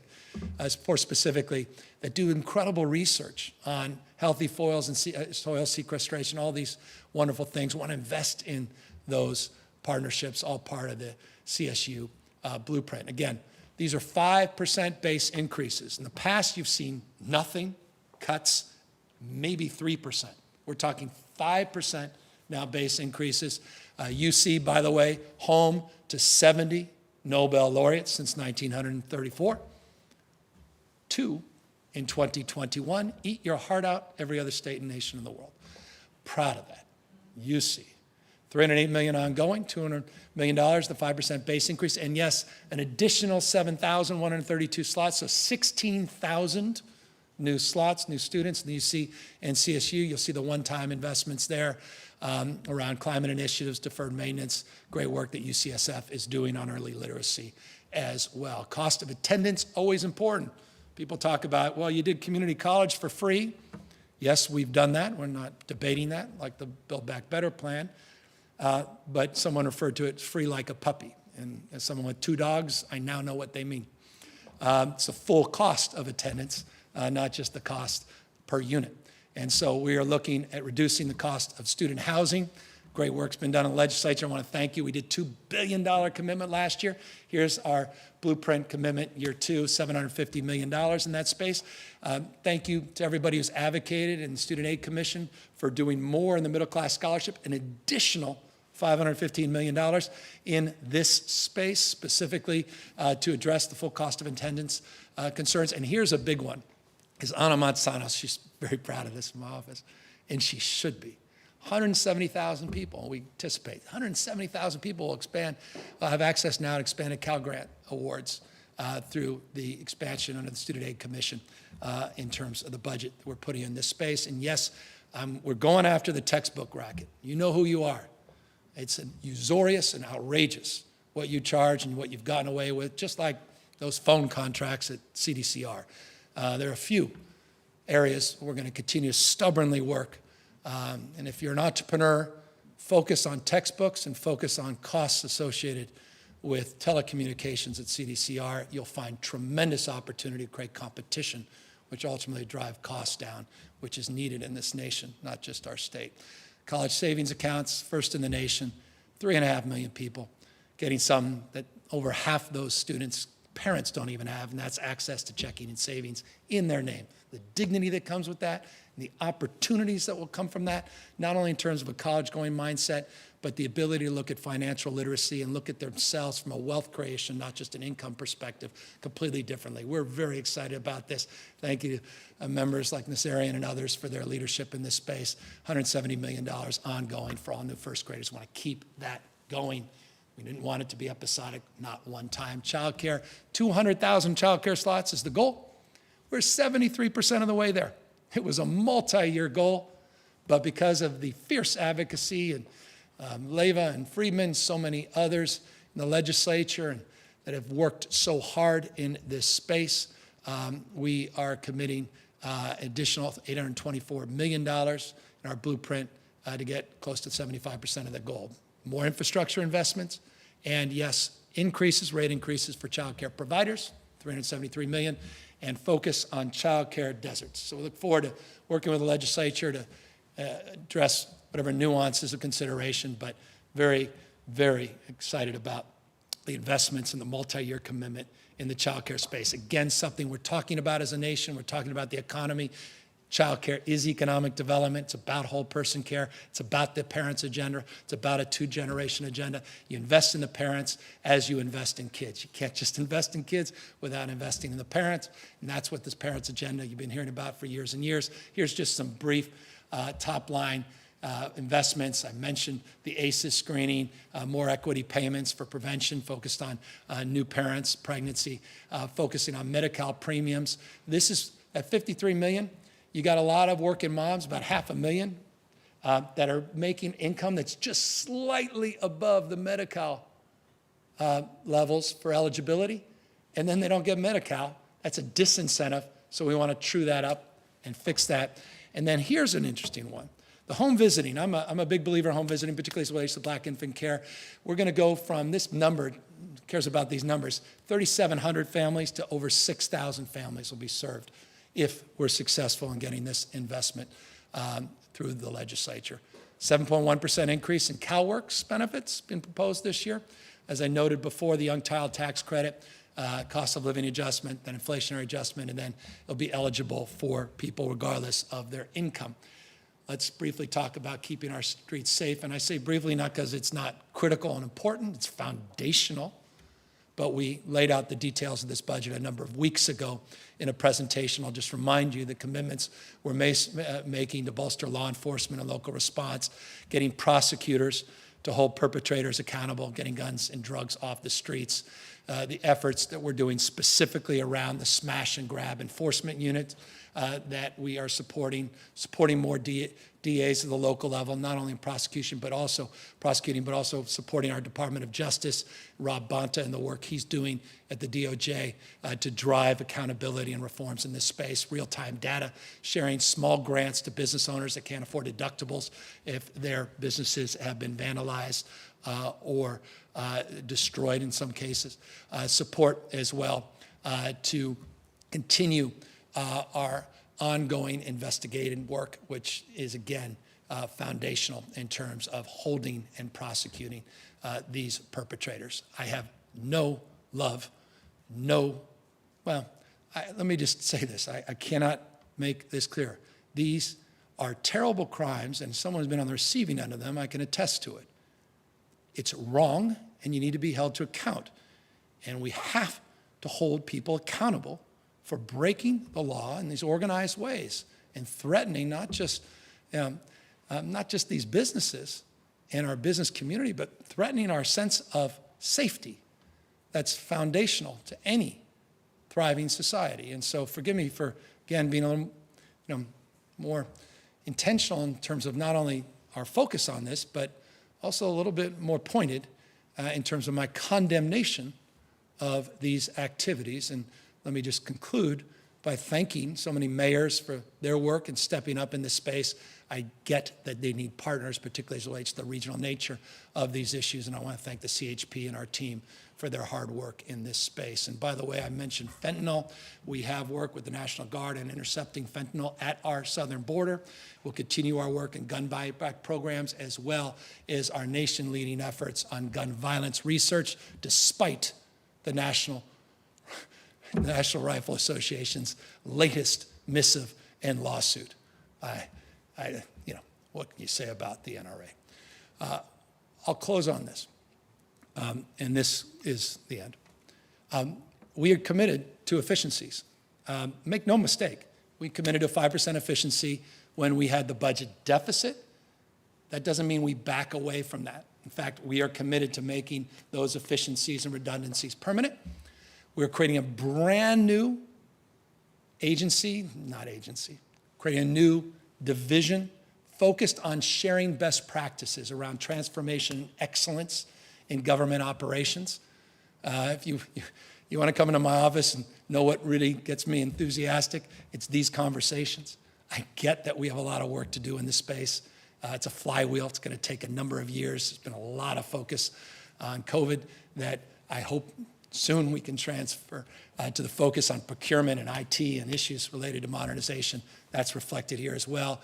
Yes, we are already in a hybrid workforce, providing the flexibility, still providing accountability, transparency. Just so you know, 667,000 square feet has already been relinquished of leased space in the state, and we're not going to turn back. We have a goal of reducing our leased space by 20%, and I hope we can exceed that. We focused a lot on EDD in the last year. We're going to focus more with investments this year in DMV. We have not taken our eye off the DMV ball. And no, yes, we are looking at all these lease revenue projects, these capital projects. Just to give you an example, I just pulled that off because I thought it was interesting. We have 300, this is just 4 projects where we're swapping lease revenue bonds for cash, and we're going to save the taxpayers $355 million. Gives you an example of some of the work we're doing to, yes, make government more efficient. I'm not one of those more is better guys. As I said, better is better, and we need to be accountable for reforms. So with that, let me be accountable to you, avail myself to any questions you may have. Thank you again for indulging me. I take the budget very, very seriously, and I'll close by just making this point. The budget is not a reflection of me. But it is a reflection of what I believe our values as a state. But it's also a reflection of the extraordinary work that's done every single day by members of the California legislature. And I cannot impress upon you how proud I am to have gotten to know and to have worked so closely with our speaker and our pro tem over the last 3 years. They've been incredible partners during the most challenging of times. To our budget chairs, Bill Ting, Nancy Skinner, thank you for your incredible leadership and stewardship reflected in so many of the items and values that we're promoting yet again here this year in the budget. To all of those chairs of committees, to all the new chairs of various committees, I thank you as well. I hope that so much of your work, Dr. Pan, Dr. Wood, and the COVID example, is realized further in this year's budget. I could quite literally name each and every one of you. As I said earlier, many of you know who you are. Forgive me if I did not name check you, but I do want to end final words by just reminding everybody what I know, and that is this is a proposal. And this proposal will be considered in light of the challenges today, and we will be back in light of the challenges that present themselves tomorrow and through May in a revise that I anticipate will look very different than the presentation I made today. So if you are concerned about issues that were not included, know that we maintain an engaged, focused effort to continue to listen and to iterate and to work with our legislative partners to get to a product that we all can be proud of. We did that last year. All the confidence in the world. We'll do it again this year. Happy to answer any questions. Hi, Governor Laura Mahoney with Bloomberg. On your healthcare proposals, do you believe that what you're proposing on the expansion is sustainable with existing revenues? Do you think you're going to need to increase any taxes to pay for your healthcare expansion? And with lawmakers re-upping their push for single payer, is that something you would support as well, which would also come with a price tag?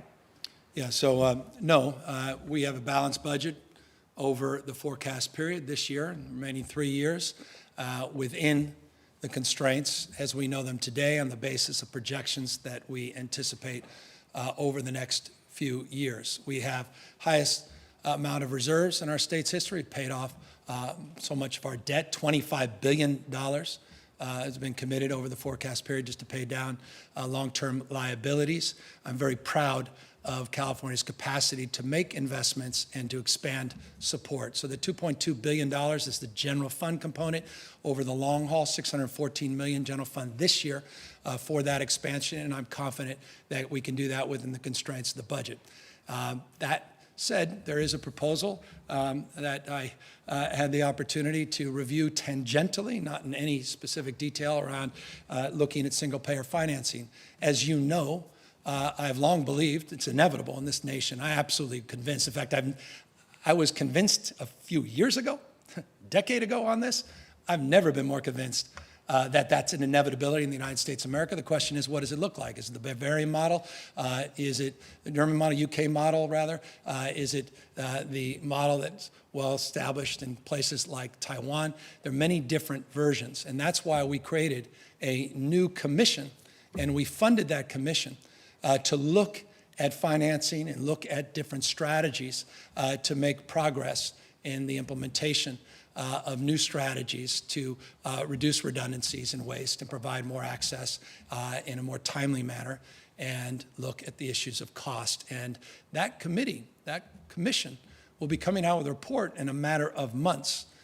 In addition to that, I should also note that we have a letter into the Biden administration, not to some of the one I gave to the Trump administration. We didn't hear back on the Trump administration. We're working with the Biden administration to afford flexibilities in this space. And as you know, we're not waiting around as it relates to the efforts around CalRx and using our leverage and financing in that space, and as you noted, with universal health care. So specific to the proposals that we're making here today, yes, I'm confident that we can do it within the existing budgetary constraints. One more question. You have a lot of, last year and then again in this year's budget, you have a lot of targeted new tax relief or tax breaks, especially for small businesses or people who are recovering because of the pandemic. How are you tracking how those are working, whether people are actually being able to avail themselves of them, whether they're actually helping people? What are the outcomes from those incentives that you're putting forward? Well, very specific, measurable, tangible accountability metrics that we established. It's why I'm able to tell you that we've exhausted the entire original grant program, average grants being a little over $15,000, the highest grant being at $25,000. We actually have an established metric as it relates to equity as a component of that grant, small business, women-owned business and minority-owned businesses, of which we put out and publish. So all of that is on a dashboard. All of that is presented not only to the legislature, but consistently directly to me. The universe of those that have requested grant and small business relief has exhausted itself, or rather the universe is beyond the exhausted dollars, and that's why we put that dollar figure into the budget. So that's just to give you specific to that program example of how we quantify, how we measure.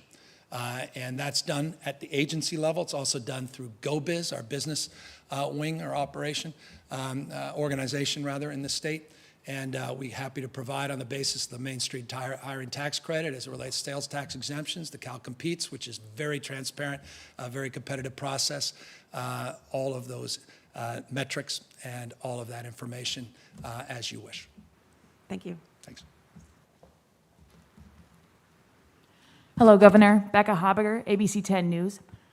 We know many Californians are waiting on the final round of the Golden State stimulus checks, which of course are in the process of going out right now.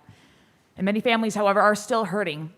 So especially with the projected surplus that you have told us about, can Californians expect to see more direct payments coming this upcoming fiscal year? And if so, might eligibility expand to include even more Californians? Well, as you know, no other state in U.S. history has ever provided $12 billion at the state level of tax rebates. And that's what we are committed to doing. We've done the vast majority, as you suggest. There are still some that are waiting those checks and look forward to getting those in their accounts very shortly.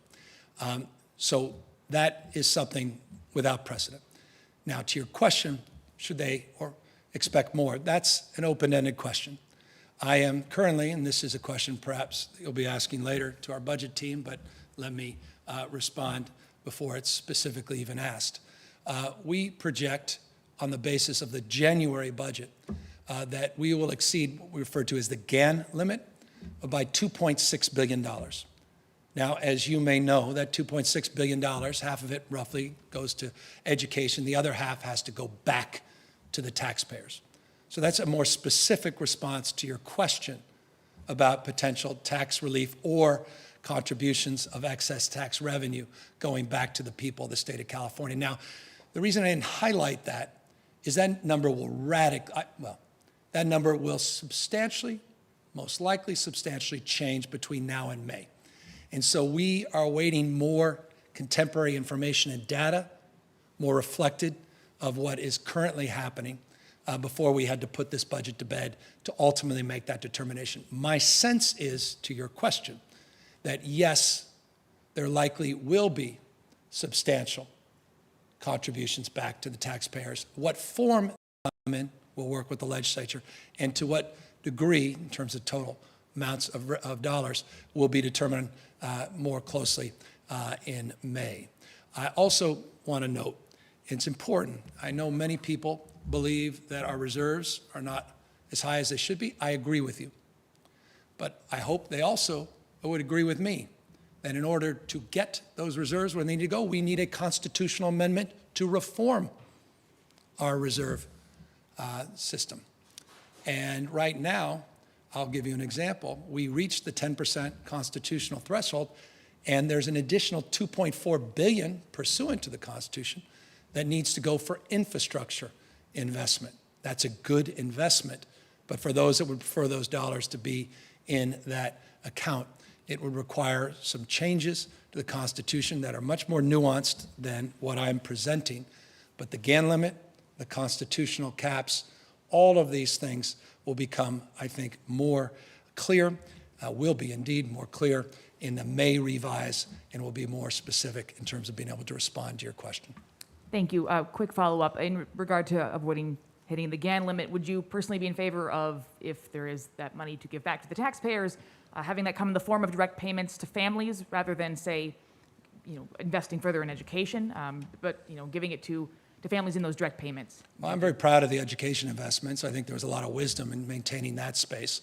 We still have a lot of work to do in the education space, as you know, I know, and every family in this state knows, in providing choice. And so much of our budget is about providing choice before, after school, summer school programs, the choice to send your kids to high-quality pre-K, community schools, enhancements, and all the other choices that we're now availing to families in this year and last year's budget.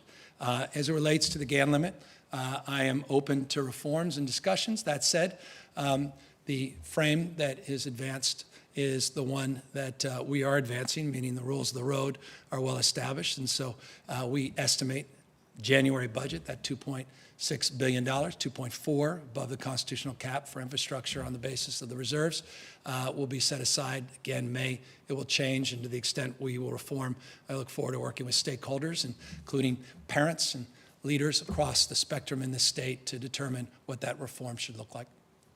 Thank you. Thanks. Hi, Governor. Lizzie Mitri with KCRA 3 News.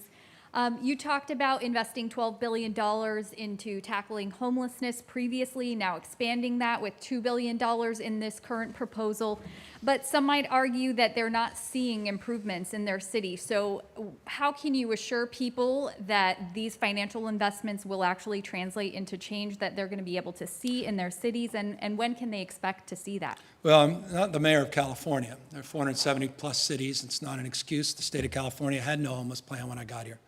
There were no investment strategies. There was no comprehensive approach. Now, to give Governor Brown credit, there was a modest contribution of a few $100 million that went to cities and counties for flexibility, something as a former mayor that I was never afforded coming from the state. I recognize, as every Californian recognizes, that the cities are not able to address this issue. And so in the last few years, we've been putting unprecedented, not just pressure, but focus and attention to this issue, and building unprecedented supports for cities and counties. I can't make up for decades. I just joined my third year and been a busy few years.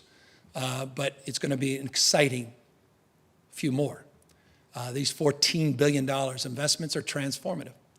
Now, I noted, because accountability matters, Project Homekey. I referenced Homekey, and I think it's important for you and viewers to know that Project Homekey came out of thin air. We came up with an idea, put pen to paper, and in 5.5 months after we got legislative approval for $846 million, we procured 6,000 new permanent units of housing, of which 8,000 human beings are now residing. So that's demonstrable, specifically, 8,000 people that would be otherwise in shelters or perhaps on the streets that are now in housing in a matter of 5.5 plus months of being able to draw down those projects and begin to get people into those projects. Project Roomkey became a national model. 50,000+ people, because we master leased or procured hotel rooms in real time, got people out of shelters, off the streets, and into housing. That's why I referenced the number, 58,000 people supported just in the last year to get them off the streets and supports they need. That's unprecedented in California history, and at the same time, not even close to where we need to go. And that's reflected in the budgets we announced last year and the budget we announced this year. The difference, as a former mayor, while I may have wanted something for free, as governor, respectfully, I'm not willing to reside over giving it for free. And we have created the first requirement in state history attached to these dollars to require homeless plans, accountability plans, detailed plans. There's 6 metrics that are components of those plans. And they have to be approved by our Interagency Council on Homelessness, and that will happen later this year. And if they actually reach the goals, they get incentives and bonuses for more additional discretionary dollars to continue to advance the cause of producing real intangible results. I'll close on this. The most vexing and serious issue, if I was still mayor, Now, as governor, observing the state, probably travels much more than anyone else in the state outside perhaps someone in the trucking industry, is the encampments. We've got to clean up the encampments. There have been not a penny in the past for those efforts. Last year, we put $50 million up. This year, $500 million, specifically for resolution grants to get people out of encampments and to clean these encampments up. $1.1 billion last year just to clean up the streets of Caltrans, underpasses, overpasses, additional $100 million that we're adding this year. Forgive the long-windedness of the response. You're looking for a quick soundbite for your piece, but it's a complicated issue, and perhaps none more complicated than the issue of mental health. And that's why we're previewing comprehensive conservatorship reform and putting billions of dollars to rebuild our behavioral health system that was dismantled and destroyed over the course of your lifetime, over the course of decades, and hold ourselves to a higher level of accountability as we will hold all the mayors and city county members to a higher level of accountability in terms of outcomes. Thank you. Thank you. Good afternoon, Governor. Matt Bigler, KCBS Radio. The second priority in your list of existential threats is climate change, Sir. and which is why I'd like to get your thoughts on the new solar rules, rooftop solar rules that are before the CPUC later this month. It would make it, from what I understand, more expensive for people to go solar and decrease the amount of money they can make by selling their power back to the utilities. The question for you is that the right direction for California to go if its goal is to have renewable energy? Well, that draft plan that was recently released, I just had a chance to review, and I'll say this about the plan: we still have some work to do. Hello, Governor. Adam Beam with the Associated Press. Is there any money in your budget that would pay for people from other states to come to California to get an abortion? And this question, of course, comes as we await a ruling from the Supreme Court that could lead to abortion being outlawed or severely limited in other states. Yeah, now, there's some nuances around existing policies as it relates to those, because we have many people that do come into the state. You're talking about a mass expansion in that space. As it relates to the January budget, there is not.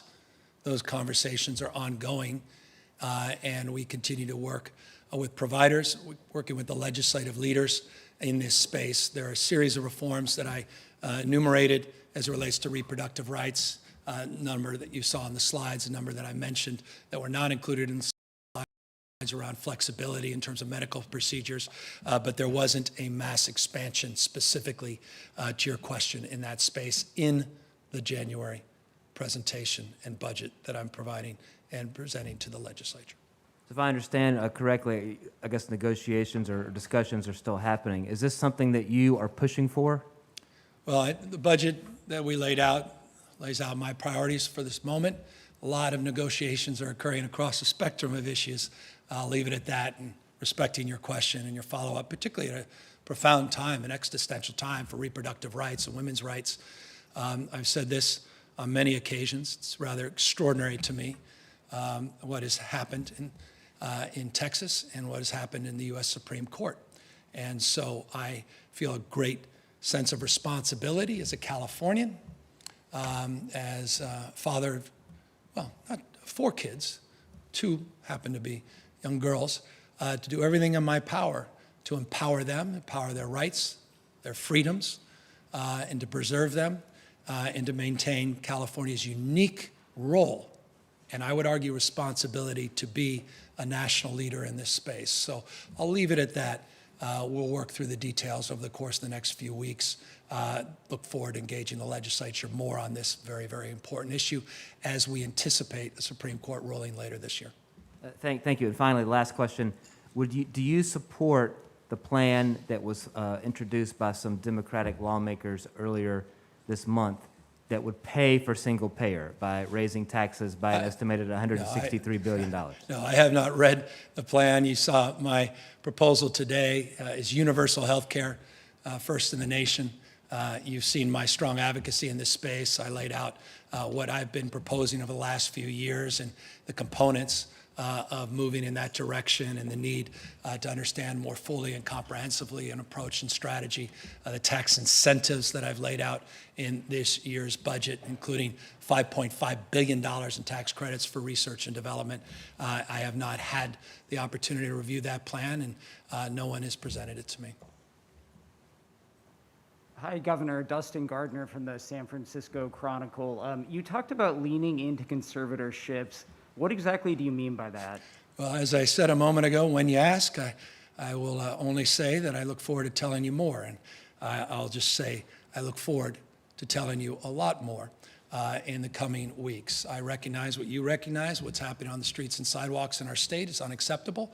As someone that's leaned in terms of reforms in this space around Laura's Law and LPS in the past, who put out a broad vision around this issue, including homelessness, but broadly around behavioral health in a State of the State speech 2 years ago. I think my position is well established and known in this space, and just know over the course of the next few weeks, we will be providing more detail to the legislature of exactly the kind of reforms that we will be pursuing in the upcoming months. And specific to clearing out encampments, you referenced that today. What sort of approach do you have in mind there? Are you talking about some sort of potential right to shelter approach? What framework are you using? Look, I was a mayor. I got thousands of people off the streets. I know exactly the approach I would take. I'm not the mayor of California. I look forward to working with cities and counties, mayors, boards of supervisors, city administrators. Look forward to working with leaders, nonprofit industries, faith-based leaders. But bottom line is the encampments out on the streets and sidewalks are unacceptable. It's inhumane. People are dying. I don't think this, I know this. I've had the opportunity, the privilege on multiple occasions in the last just number of months to clean up encampments myself, not least of which you're in the Bay Area off I-80, multiple encampments. And what you discover when you do that work only reinforces why it's absolute priority in this state to clean up these encampments. Now, we put out $50 million in grant resolutions, what we refer to as resolution grants, forgive me, to resolve some of the complex issues. They're nuanced, they're distinctive. Some of these encampments, they're stories of people's lives. There was an encampment down in Central Valley, and you saw family photos, you saw baby clothes, you saw high heels.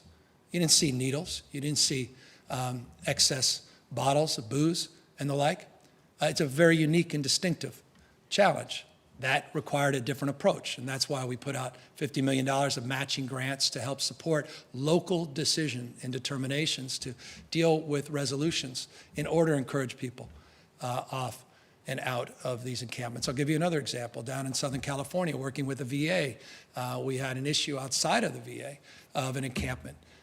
The resolution there required actually bringing the tents into the VA proper, off the sidewalk, because many of the vets, because of their unique needs, were unwilling to get out of the encampment. They wanted to be together as a cohort. They wanted to be protected and respected as it relates to their tents. And so we brought the tents in safely, and then we went out and got an additional, I think it was 86 tiny homes. Lennar Corporation, to their credit, provided them, and we put them right next door, or not next door, quite literally 5 yards away from the tents, and said, when you're ready to come out of the tents, we have tiny homes, and the goal is to eventually get them into the VA system. So it's complicated, and each one of these requires different strategies for resolutions. So you asked me to respond. It's not one size fits all. Localism, I'll say it, maybe it's a parlor game now, it's determinative in terms of those determinations. As a former mayor, that's the way it should be. And that's why we went from 50 million to 500 million this year in the proposal, because we are serious about doing everything we can to have the backs of our mayors to do the job, get people out of these encampments, get these sidewalks back safely for our kids and for the community, not just for some, and to make sure that we do it in a thoughtful and respectful and responsible way, because we want to help these folks. And we don't want to push people out of sight, out of mind. We want to do something to get them back on their feet. And I've seen this over and over again. Forgive me for being long-winded. We can solve this. Homelessness can be solved. I've seen in the eyes of thousands and thousands of people that many people give up on, or people blithely or naively say, well, they want to be. Nonsense. I've seen it over and over again. We can solve this. It's hard. Tens of thousands of people, hundreds of thousands, arguably, episodically throughout the year, struggling, living on couches, the back of their cars, people's garages. It's a tough issue. And California, we have a responsibility not just to acknowledge that, but to do something about it. And I just put up what we've done in the last couple of years against any of the rhetoric. And I hope people see a real roadmap here and a strategy. And to the extent people have better ideas, boy, we look forward every day to hear those and incorporate new strategies. But I think one that's long overdue is conservatorship reform, because we, with respect, need a few more tools to help those that clearly can't help themselves. Hi, Laurel Rosenhall with the Los Angeles Times. I was hoping that you could address the feeling of confusion around COVID-19 that so many people are feeling, and by addressing some of the what seems to be inconsistencies in your policies. For a long time, you said that people who test positive, even if they have no symptoms, could be transmitting the disease. But just in the last few days, you've directed positive but asymptomatic healthcare workers to return to work in settings where they're intimately caring for other people. You've mandated vaccines for all state workers, but you're fighting a court order to mandate vaccines for prison workers. So I think a lot of people are just feeling confused about what we're supposed to be doing right now to overcome this virus, and I'm just wondering if you could address those specific examples and the broader confusion. Well, look, I'm very proud. California has been a national leader in addressing this pandemic. I'm very proud of being the first in the nation to require healthcare workers to get vaccinated. I'm very proud to have done the same, the vaccine and/or testing requirement in our public education system and with state workers, including members of CDCR and prison guards. I'm glad of the fact that California has led in a series of issues, including testing in our public schools. And I think there's now 11 million tests that have been provided to our public educators through the county offices just since Omicron was announced, which was just a matter of weeks ago, remarkably, in December. I'm very proud of that leadership. I think it's demonstrable. I'll just give you an example. Florida is often looked to as an example, an alternative approach. You've seen, I'm not sure it's been widely shared, but just on the issue of deaths, which used to be foundational in terms of approaching any pandemic and transmissible disease, is how we can reduce death rates. California's per capita death rate, well, a few weeks ago, was at 53% lower than the state of Florida. 50% lower per capita because of the approach we've taken. Non-pharmaceutical interventions, not just as it relates to vaccines, on masking. We weren't shy. We leaned in, including in our public schools, as some still debate that. So we've been clear. We've been forthright. We've leaned in. And we've been willing to set the pace and tone and tenor for many other states across this nation. And we haven't waited for permission in a lot of these areas. Now, as it relates to specifics around Omicron, new variant, creates different stresses, different challenges. And clearly, we have seen, and we were clear about this, very clear, when we just had 48 cases. I was in Los Angeles, actually at a site of a former encampment that we had cleaned up and remodeled into a parklet.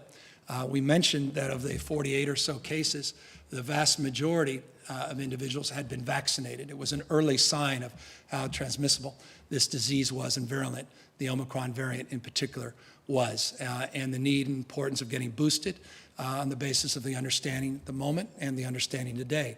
And that remains true to this day. Also, though, there was an opportunity to reinforce the importance of face coverings and masking, and why California had established a framework statewide to do just that. Again, we maintain that as a consistent message here today. That said, we are struggling to continue to get folks vaccinated. If they're not vaccinated, as you know, with all state workers, they're required to be tested. At CDCR, we are currently 69% of our CDCR staff, 69% have received their Vaccines, 2%, at least one dose. We're making progress, north of 70%. Those that have not get tested twice a week.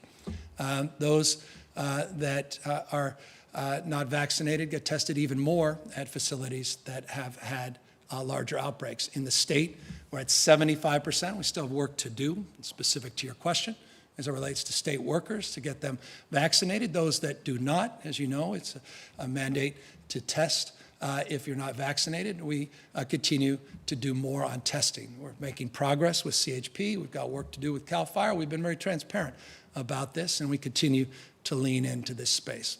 I'm very proud today, all the schools in the state of California are availing themselves to be open for in-person instruction. That's foundational. It's something that we're deeply supportive of. As you know, I believe this state was one of the few, if only, states where all of our related educators put out a statement of intent a number of weeks ago of the importance of keeping our kids safely in school and in-person instruction. And so testing is important. We've got to get more tests, but 11 million tests have arrived, 9.2 of the 6 million we said we would get. It was a struggle. I don't know what others did during the holidays, but I'll tell you what our team did. They were there at warehouses. They were waiting for planes to arrive. They were dealing with logistics from trucks that couldn't make it from Florida. But they worked hard, and I'm proud of them for getting those tests in at a time when no other state was even lifting a finger to do anything along those lines, though good intention. They just don't have the tests available. In some cases, we were competing with the federal government for the same. So we're leaning in. We're continuing to work hard. But we're mindful. I want to take a look here at this chart because it's an important opportunity to message something that I'll be talking a lot about this week. Here's the reality of where we are, and this is more important, perhaps, to people than anything that I've just stated. Where are we? Where are we going? And when is this thing behind us? Now, no one can answer the latter part of that, as we know. We've all been humbled by this pandemic. But here are the difficult and challenging realities. For all the success California's had compared to large states, peer states, here's where we are in total number of cases. You could see 1 year ago, just shy of 60,000 cases, just shy of 103,000 were reporting. This is from yesterday, but reported today.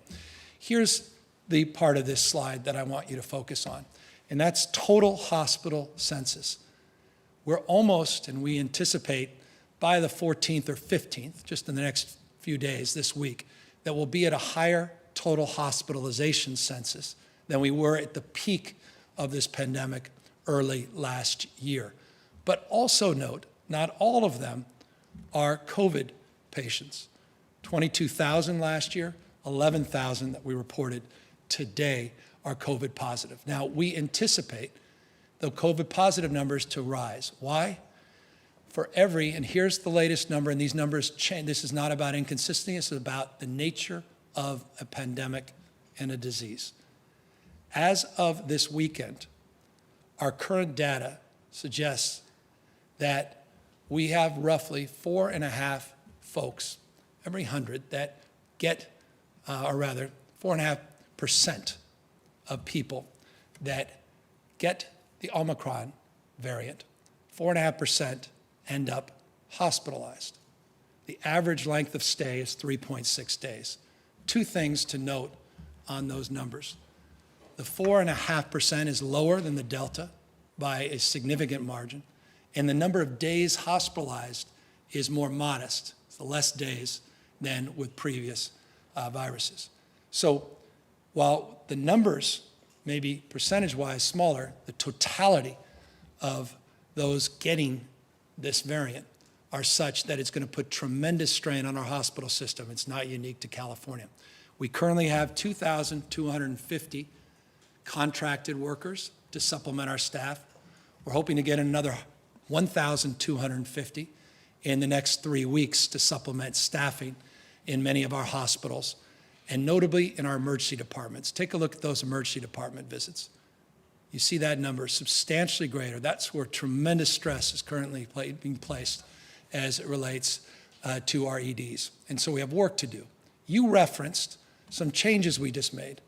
They're very consistent, and I hope you'll go back and take a look to avail yourself of more understanding of some previous orders we put back that allowed for the flexibility that we just allowed for as it relates to health workers.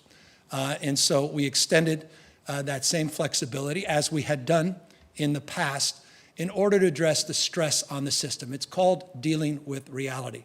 The pragmatism, not what you want, but what you need to do at a time of challenge and constraints and scarcity as it relates to resources and resources we're competing with across the country.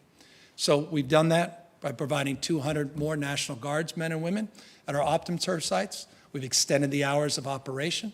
We've averaged just shy of 600,000 tests a day, just over example of the last 3 days, just as an example. We're proud of that. Proud of the partnerships with our own lab, Valencia Lab, doing 60 to 80,000 tests a day. Proud of the pre-existing work we did with the schools with PCR tests. As you know, proud of this, that we have submitted over 1 billion units of PPE to schools and communities, including N95 masks over the course of the last week or so, to specifically 6 county offices, tens of thousands of N95 masks on demand as needed. Those N95s will be delivered to our schools so we can provide even more additional protections. Many moving parts to address this surge over the course of the next few weeks. And let me just preview. It's not on this slide. Much of what I've said is not on this slide, but this slide will give you a sense of where we are today. We are projecting on the, depending on which chart and projection and modeling, and again, this is art, not science, that our COVID census, you see at 11,048 today, that census may increase by February 2nd to as high as 23,000, which would be above the hospitalized census peak from last January. And I believe that was the census peak last January was around the 2nd or 3rd week of January. So it gives you a sense of where we are. It's manageable, but it's challenging, it's difficult, and none more challenged than our frontline employees and these nurses and doctors that have just been overwhelmed. And, I know we say it, but you can't say it enough. They could dial it in. Many can't come in to work because they themselves are getting sick, but boy, do they deserve an expression of gratitude. And that's why, and forgive me, that's why I want to add this to multiplicity of issues we brought up. We are in discussions with legislative leaders around our sick leave policy. And we believe it's important to value those workers and provide them sick leave protections. But for those that are asymptomatic, to your question, similar to what we've done in the past, we wanted to provide flexibility. And I think that's consistent with past policies and practice. But I will say this, when it comes to a pandemic, I think one has to be very, very flexible on the basis of changing environment and changing conditions. And the worst thing you can be is ideological in order to run linear through a pandemic when in fact new conditions and challenges present themselves every hour, not just every day. Thank you. If I could just ask, I know you've been asked about single payer, but I do think it's important to ask since it was such a big issue when you campaigned 4 years ago, and here we are, this is the final budget of your 4-year term, and you're proposing a massive expansion of healthcare coverage, but it's not single payer. So have you given up on single payer as a plan, and are you embracing universal coverage as an alternative approach? Well, this is an opportunity for me to repeat what I said earlier, and I would encourage you to consider the words that were stated earlier and consider the words that I'll share here, but I'm going to do one more. I'm going to share a slide, if I could. This basically reinforces what I said earlier. I think that the ideal system is a single-payer system. I've been consistent with that for well over a decade. As you recall, talk about consistency. More than a decade and a half ago, I was mayor of the first city in the United States to provide universal health care, regardless of pre-existing condition, ability to pay, and regardless of your immigration status, and said that I was committed to doing that as governor of California. And if this legislative proposal is supported today, we'll achieve that goal.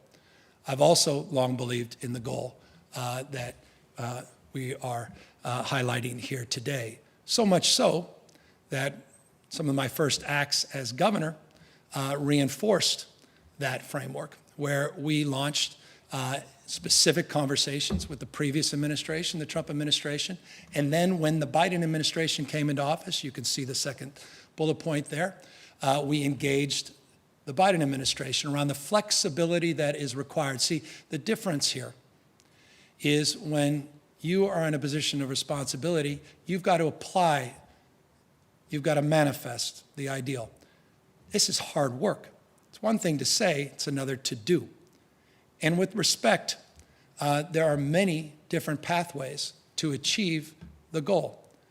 And that's why not only are we engaging the federal administration on pathways for the utilization of Medicaid, pathways for the utilization of Medicare, flexibility in the same, but we are looking for waivers to have demonstration policy and pilots in order to advance some of those efforts so we can be responsible in this pursuit. Number two, we also established, with incredible legislative support, the Healthy California for All Commission. Its purpose was to focus on achieving a unified financing system. It's the stated goal. We put millions of dollars in the budget. They're coming out with a report in just a few months, looking at different pathways and different strategies. So you asked me about something I read in the LA Times that was never shared with me. No, I haven't had the privilege or opportunity to learn anything about the details except what was shared in an article that was a very fair, balanced article by John Myers.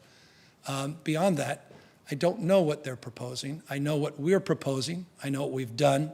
I know what we're committed to doing, and that's following the tenets that I laid out very consistently over the last few years to methodically approach the issues around flexibility, pathways, pilots, and responsible approaches. In the meantime, doing what I said I was going to do, and that's advance the cause of universal health care.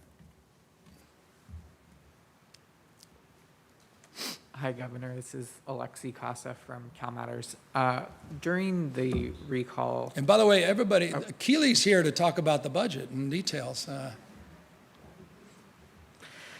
during the recall campaign last year, some of the candidates who were trying to replace you had emphasized conservatorships as a central point of their platforms. I'm wondering whether your discussion, your consideration now of making that a policy priority in this year is at all a response to public or political pressure around encampments in California. No, I wasn't aware of any of the detailed proposals. I'm surprised to even hear that that there was a proposal from the current radio talk show host who was one of the principal candidates. I don't mean to say that blithely or dismissively. His name now escapes me, forgive me. But the reality is I've long been a champion for reform in this space, and I would encourage you, in fact, I would direct you, perhaps we can provide you the detailed comments that I laid out a number of years ago. Seems like a decade ago. It was just a few Januaries ago, around some of the issues, the history of the reform and the dismantling that occurred in the behavioral, or rather, the mental health and substance abuse space over the course of many, many decades, and our desire to advance reforms around LPS, Lanterman-Petrus Short Act, around issues associated with opting in or opting out of Laura's Law. We laid out a vision in that space. So we've been consistent on this for some time. This, I guess, the response to your question, well before a recall. The issue of encampments is not directly tied to the issue of conservatorships. I want to make that clear. Issues of encampments are just unacceptable. What's going on with encampments is unacceptable in this state, period, full stop. And that's why we did Clean California a year plus ago, before the recall. And that's why we initiated last year at this time an encampment resolution strategy and commitment before the election last year. I've long believed we need to do more in both spaces, is the long-winded point. Comments today, briefly touching on that proposal, and obviously you won't discuss the details, but you seem to tie them together. as a strategy to deal with the encampments, to give the state more of a role on conservatorships to force people into treatment and out of these types of encampments? Well, it's an opportunity then, if that was, and forgive me if I was directly tying it, it was not my intent to directly tie it to encampments. It's to talk more broadly about what's going on in the streets and sidewalks. Very concerned about ISTs, people that are decompensating, people that are struggling across the spectrum. I think it's reflected, a lot of these reforms, in the CalAIM proposals that go back now close to 3 years, the integration of brain health and mental health issues that all are components of conservatorship reform. So this is something we've been at a long time. It's where you land. This is tough stuff. A lot of good people on all sides of these issues. And we've been stubborn, a lot of incoming in the last year and a half in the health space. We're trying to do our best in terms of keeping everybody on this topic and focused and moving a direction. We need legislative support.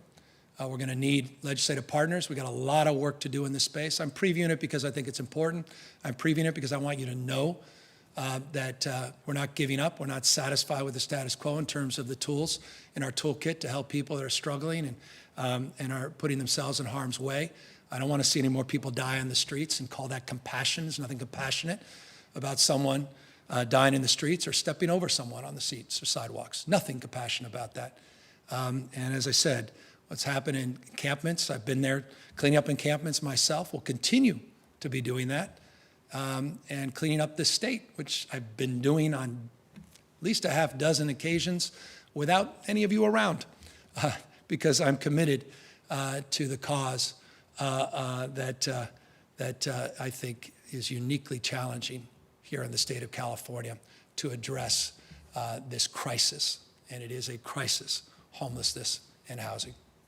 And then can you just clarify this $2 billion for homelessness, housing in the budget proposal today? Is any of that for more permanent units? And with all of the investments over the last couple of years, how many permanent new units of supportive housing does your administration estimate you'll ultimately get to and all of that funding? Well, the goal is, and I'll give you the exact details here in one moment, but the goal is we have a numeric goal in terms of the housing, and we laid that numeric goal out last year, and we are now adding to that numeric goal. If you can see right here on the slide, that the numeric goal for, let me get this correct.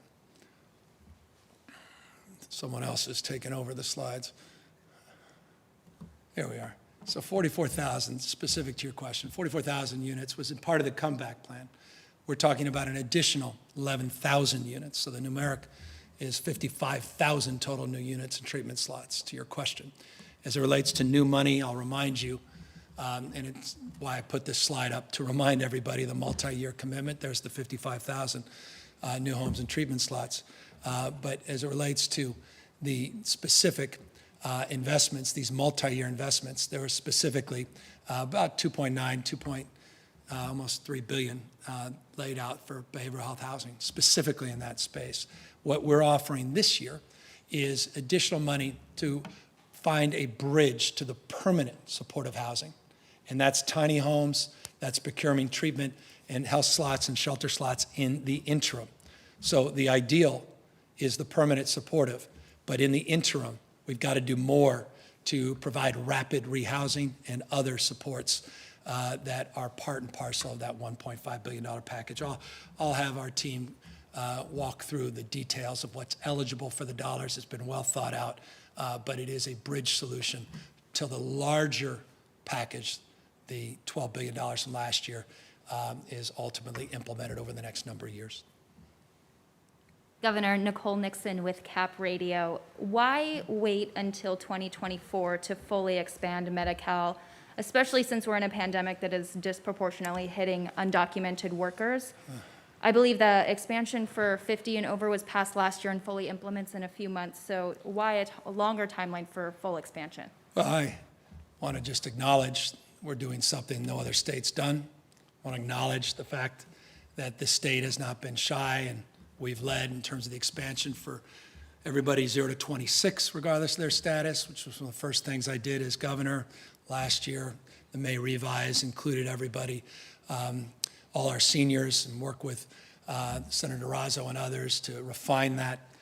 We set aside the dollars. We balance for multi-years. We have challenges with implementation like anyone does at a scale and scope of California. And we think over the course of the next number of months, as we adjudicate the merits and demerits of this, and recall, budgets are approved through a fiscal year. So it'll be the middle part of this year before the dollars present themselves, and then it'll be just a few months before the implementation, and that lands quite nicely in January 2024. So it's a long-winded way of saying we think it's appropriate considering where we are, and couldn't be more proud of the fact that we're doing something no other state has done before. And then I had a quick question on wildfire funding. What is your administration doing to ensure that CAL FIRE, one, even has the capacity to spend this type of money, and two, that it is being spent wisely on projects that can most effectively mitigate fire?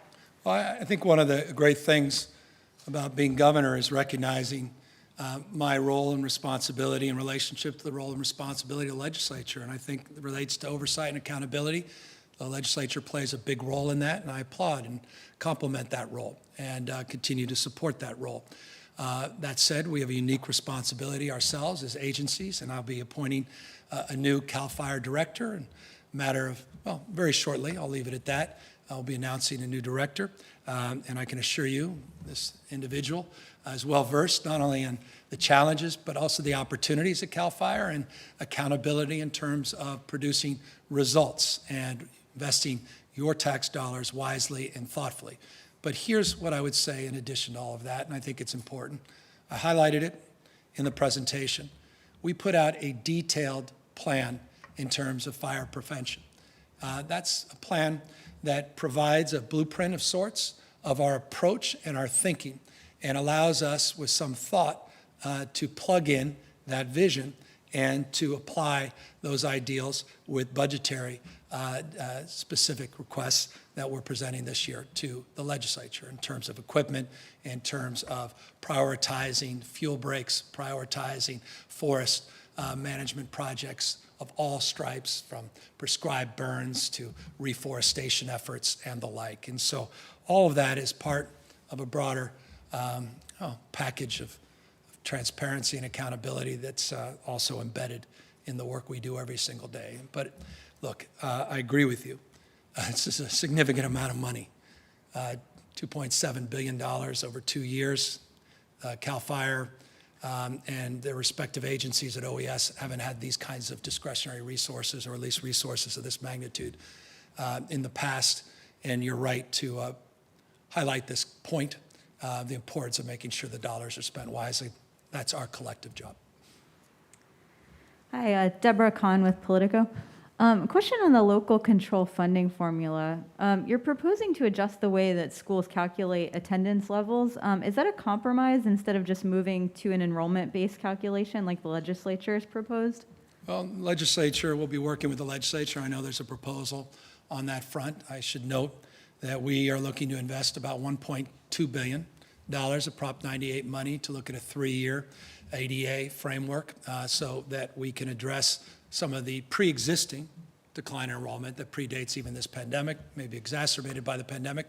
So there's been the case across the country as well as California, as we work with the legislature on potentially more permanent and new approaches. So it's an opportunity, thank you for asking this question, to highlight that 3-year rolling average on the ADA that is reflected in an additional $1.2 billion contribution, so that we can address some of those enrollment figures in a way where there's not a cliff in terms of funding, but balances the concerns that persist across the spectrum within our educational system.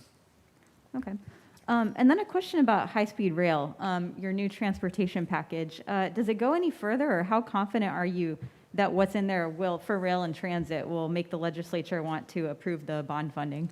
Well, I want to get something done here, And we laid out a new approach to, instead of having pieces of a project that don't necessarily connect, that we can do what Eisenhower did in the 50s with the establishment of our interstate system, and that's establish a framework in the center of the country, the center of one of the most dynamic, fastest growing parts of our state, the Central Valley, connecting three dynamic and extraordinary cities, Merced, Fresno, and Bakersfield, together.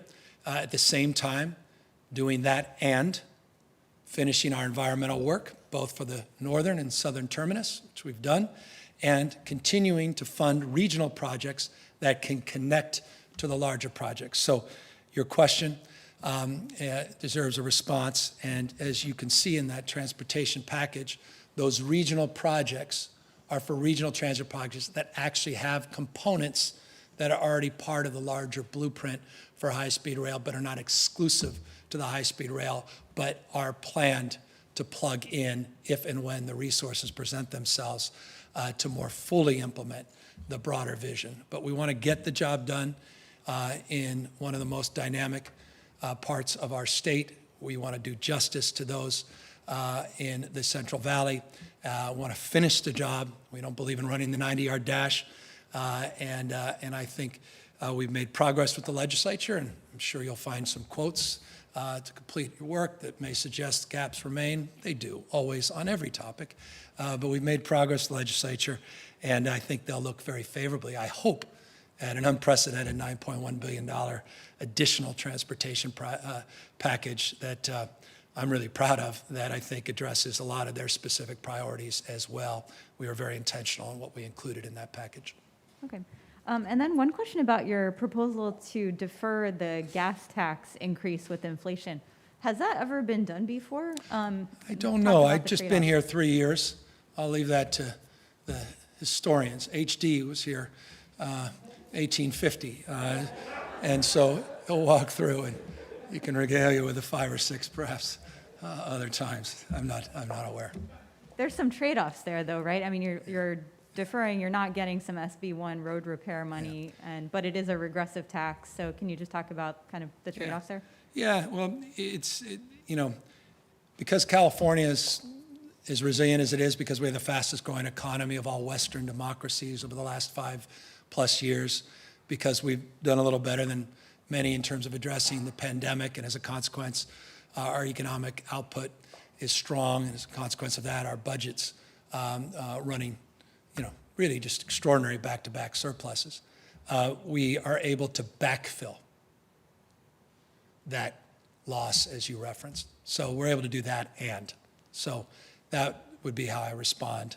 No trade-off in this respect will make full those agencies that would otherwise avail themselves of the $523 million. Again, it's an estimate on the basis of what, a 5.6% inflationary adjustment on July 1st. Again, the experts will come up and they can adjust that inflationary number if I'm off by a bit. Hi, Governor. Anita Chabrier with the Los Angeles Times.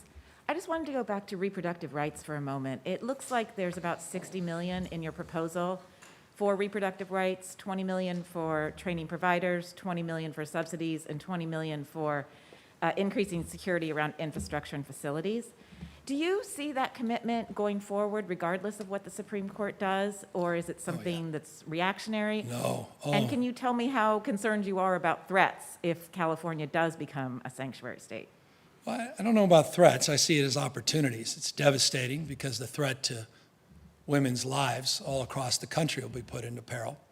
And California is going to stand tall. Won't be the only state, but there's 24 states that have triggers that immediately revert if indeed they're successful at the Supreme Court. So this is an opportunity for California to express itself fully, to have the backs of women and girls, and to make sure that reproductive rights are advanced, and we do so with all the confidentiality and respect that women are, they should be, that they deserve, and we would like to afford.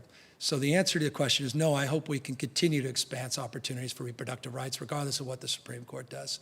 I hope that we can continue to look for efforts and opportunities to expand the workforce and provide flexibilities and security for our providers across networks. And no, by no stretch, I want to make this clear, are we done, even between now and May.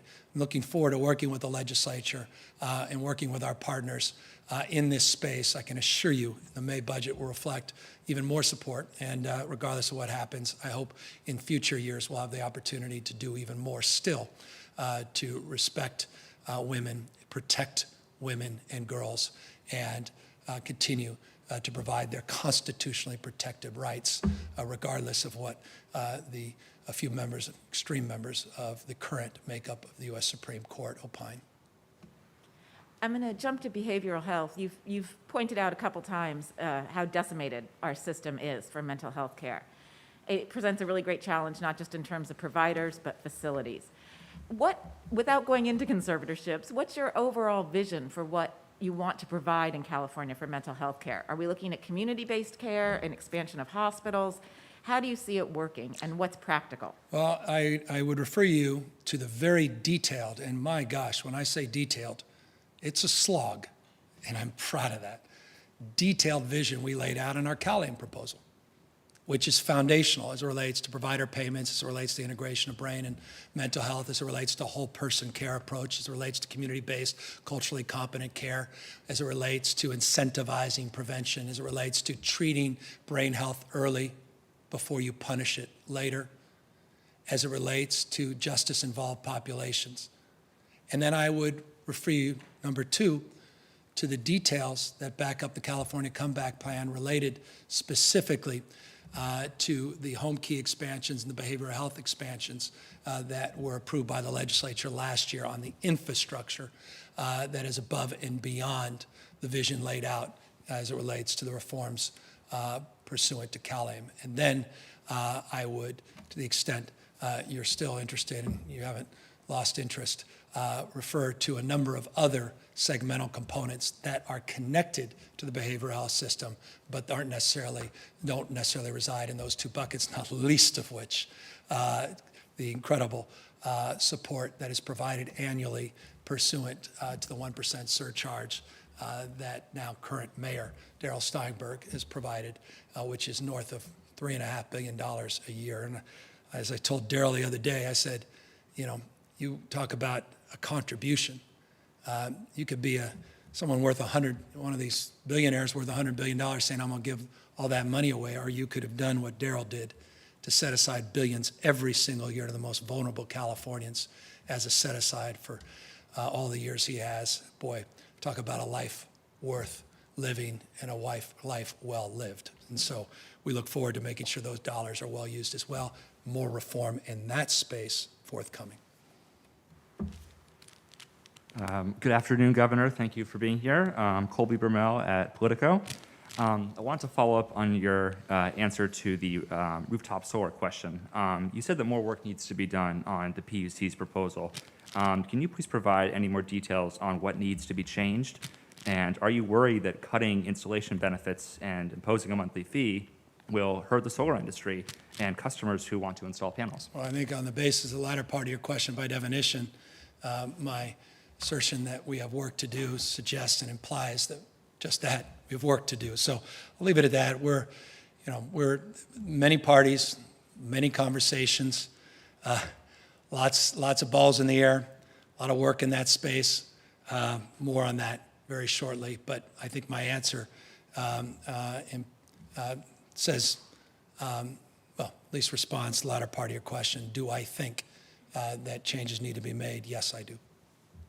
I get two other quick questions. Thank you so much. Your former energy advisor, Alice Reynolds, is now the CPUC president. I wanted to know what you've tasked her with in terms of the PUC's mandate going forward on the various energy issues facing the state. I've tasked her to use her intellect, maintain her independence, to advance her integrity, and to use her best judgment in all deliberations pending and forthcoming at the California Public Utilities Commission. Beyond that, nothing more. I don't require litmus tests on details related to things pending or forthcoming. I appoint people on the basis of their character and their values. I've worked with her for 3 years through some of the most challenging and vexing issues you may recall. Seems like the black and white movie days, we were dealing with the largest investor-owned utility in the United States of America that was in bankruptcy. We had the prospects of financing drying up for the other IOUs in the state, the impact on our CCAs, our entire energy sector potentially at peril, not least of which as it relates to solar and storage industry. She did a magnificent job stewarding a process with the legislature. I want to thank all the incredible legislative leaders, Holden and others, for their great work in that space. That's was all the audition she needed to take the reins as chair of the PUC. Thanks. And my final question here is to ask about cannabis. And the proposed budget says that the administration supports cannabis tax reform and plans to work with the legislature to make modifications to California's cannabis tax policy to help stabilize the market. And my question on that is, can you provide more details on what kind of tax reforms you want to see? Well, always at peril, and I appreciate, and thank you for your question. I hope you can appreciate. A lot of good people have difference of opinion. Let me put up a slide just in terms of just providing additional bullet point. You may have seen it, though you're a little ahead of perhaps most that got through 300 pages, but we're projecting about $387 million of revenue in 2023. Now that assumes existing tax rates. So to your question around reforming tax policy, that has an impact on the 60%, 20%, 20%. You may recall the allocation of this tax revenue primarily goes to child care, youth services, land acquisitions, and law enforcement. And so we've plugged budget components on the basis of an estimate in January, $787 million. So any reforms, to your question, need to consider the impacts of revenue, impacts to those categories of funding and investments, how that gets offset, how we augment that support. It should consider different components of the industry, and reforms have been offered plenty. And so I'll just leave it at that, except to say there was intention by having that language in the budget. It is my goal to look at tax policy to stabilize market. At the same time, it's also my goal to get these municipalities to wake up to the opportunities to get rid of the illegal market and the illicit market and provide support and a regulatory framework for the legal market. And we need to disabuse some of those that are still holding out to the world. With all due respect, I don't think any longer exists of those opportunities. So we have a lot of work to do in this space. We've got a great director. We've consolidated many components of the industry, as you know well. And this year, I'm looking forward to working directly with the legislature on reforms at peril of prescribing, where I hope we land. I will look forward to doing so in a sequenced way so that we don't create more problems in terms of those negotiations. We create opportunities. Hi, Governor. Sophia Bolag here from the Sacramento Bee. You mentioned a couple of times in your presentation that you anticipate there will be significant changes between now and your May revision. I'm wondering, do you anticipate that the projected surplus will grow or shrink? And what, are the major factors that you think will affect sort of differences to your budget plan between now and May? Well, I think the most foundational is the just extraordinary capital gains you saw. I don't know where the S&P is today. I think they had 3 or 4 sessions where the S&P was declining. I'm very sensitive. It's like looking at the weather. I don't like the weather the next 6-7 days. Too dry. I don't like S&P. It goes down. I feel stress perhaps differently than others. I don't have a portfolio personally, but I do on your behalf. And I want to make these investments. I want to get folks off the streets. I want to make California more affordable, and I want to disabuse of all the critics that there's any veracity to their critiques. My point being, perhaps the most important determinative is what the Fed does, what the central banks do in terms of our fate as it relates to the tax structure that we currently have in this state and the volatility that is foundational and component of that policy because of our reliance on a small number of taxpayers and over-reliance often on the capital gains. That said, I'm not naive to this point, quite the contrary. and I'm sure Keely will come up and talk to you about it. What's the difference, you ask, between the LAO's estimates of surplus and the state or finance? And that comes down to differences of opinion, modest one, around corporate taxes. So another specific response to your question is corporate tax, and where that lands will also, I think, impact in the short and medium run where we are. And so, look, may revise. I expect things to come more clearly. Outside of a major existential event, I imagine things will be positive in May, basis of what we know in the last few weeks since the budget went to print, and things remaining reasonably favorable. If we can tame the beast that is Omicron, and in the next number of weeks, we can get back to some semblance of normalcy and move past a pandemic and look more, this is an endemic, and frame our approach accordingly, and keep our schools open, keep our businesses thriving, then I think we're going to be in a very good place, not only in May, but beyond. How concerned are you that, we won't be able to get past Omicron quickly as, we're all hoping, and what effect would that have on the budget?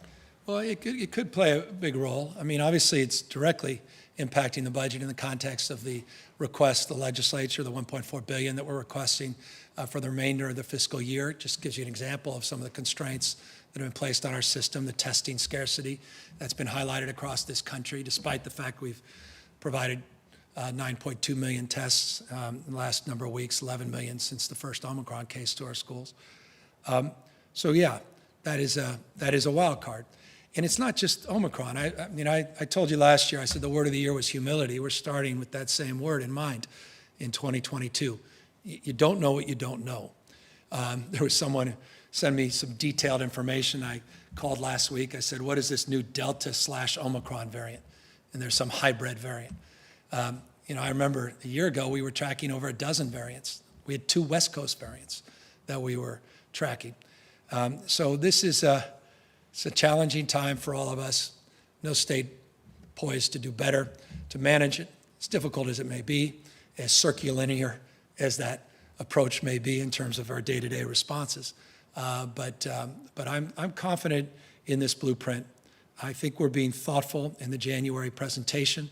I believe it gives us some room for May, all things being equal, and I'm optimistic about the future. So I expect perhaps a little more abundance than most as we move into the next year or two. Thank you. Thanks. Hi, Governor. Ashley Zavala with Nexstar Media Group. Just with the impact Omicron is having right now on our workplaces, just period. I know there's a lot of questions about the paid sick leave, and do we have a bill number for that yet? Will it be backdated? How soon would you like to see this implemented? Because I know it's probably needed right now. Yeah, it's, again, the right question. Cannabis question's the right question. Paid sick leave's the right question. Questions around rent relief, the right question. We are in the process working with legislative leaders on all of those to figure out exactly where we land. So bill numbers aside, those negotiations are underway at the highest level of leadership. And again, let me applaud the pro tem and the speaker for taking the mantle, as they did with many other critical things throughout this pandemic. And our staffs are working closely to figure out where we land. I'll just offer, as an aside, it's too much information. I hope my time's almost up. We'll get finance here if they're still here. I hope you're still here. There's the sick leave we put together in the past. There's different criteria now as it relates to new OSHA standards, federally, statewide, as it relates to isolation and quarantine requirements that have changed compared to where we were the last time we established the sick leave frame. There's some that want tax credits or grants. There's others that want to exempt those that were not exempted before in terms of the size of number of employers that with number of employees, or those that want to expand it further. There are a lot of considerations, long-windedly. But I'll tell you, this is a top priority for me. Sick leave, getting the detailed answer to your question. I know it's deeply held top priority of the legislative leaders and of all of those that would benefit from it, particularly our frontline employees, particularly all of those that put on a uniform every single day to take care of our loved ones, in some cases taking care of many of us that have struggled and suffered through this pandemic. And those are the people we're doing this for, and we recognize they want an answer to that question, and quickly, and they deserve it. And just a quick follow-up to that grim hospitalization projection that your administration is making. Dr. Galley last week addressed this, and I just want to make sure maybe this is still the case, that businesses and other restrictions, closures are not in the discussion right now as it relates to 100% this correct. program. Okay. Absolutely. Thank you. Thank you. Hi, Governor. Angela Hart with Kaiser Health News. I'm told I'm second to last questioner, so you're in good luck. I want to ask you about your vaccination strategy. You've pushed vaccinations and dedicated more money to increase vaccines across the state, but your messaging has caused tremendous confusion, and some in public health even say it has perhaps given people an excuse to not be vaccinated, as you have regularly publicly discussed personal belief exemptions and religious exemptions. I want to ask you if you're willing to ban personal belief exemptions in schools, and if you're willing to take on religious exemptions in workplaces. And beyond that, on a larger level, what do you say to people who want those exemptions? Well, I'm very proud of what the state of California has done on vaccines. No other state has administered more doses of vaccines. We've been very consistent around the importance of getting boosted. Over 50, I think it's 50.67%. People now have been boosted in the state, still have work to do in that space. Given a lot of tools, supports for new testing sites. I noted there's testing sites that exceed over 6,200, but we also are providing flexibilities and support across the spectrum for more ample opportunities and sites, more partnerships with community-based organizations numbering over 700 to provide equitable access to boosters and to the vaccines. I'm very proud of the fact California has led, and many other states followed, with vaccine or testing. In fact, federal administration followed that up on the basis of a lot of the work that we did here in California. As it relates to getting that booster in the arms of healthcare workers, we've been very consistent on that as well, and we think that should be encouraged. Boost and or test. Now, that said, not with the healthcare, but with our state employees as well, we continue to make progress in that space. Now, as it relates to our emergency authorization, my authority as governor of California through executive orders as it relates to public schools, I believe perhaps you're referring to that, that needs to be codified if indeed it's the decision of the California legislature to do so, and there'll be discussions around that, and we can discuss the merits or the demerits of that. We've been consistent about what my order does and does not, and that's the basis of the facts that were presented and consistently been presented over the course of the last number of months. As it relates to where we land with the legislature, like many issues that we've been described today, we'll let that process unfold. We'll have those conversations, and we'll land where we are. We did what we felt was appropriate at the moment, and on the basis of those discussions, I look forward to illuminating you to my thoughts as they develop based upon where the legislature is over the course of the next few weeks and months. Governor, just a quick follow-up on that point, though. You haven't been shy about calling for specific legislation on key components of your policy agenda. So are you unwilling in some ways to take on the personal belief exemptions that so many parents want today?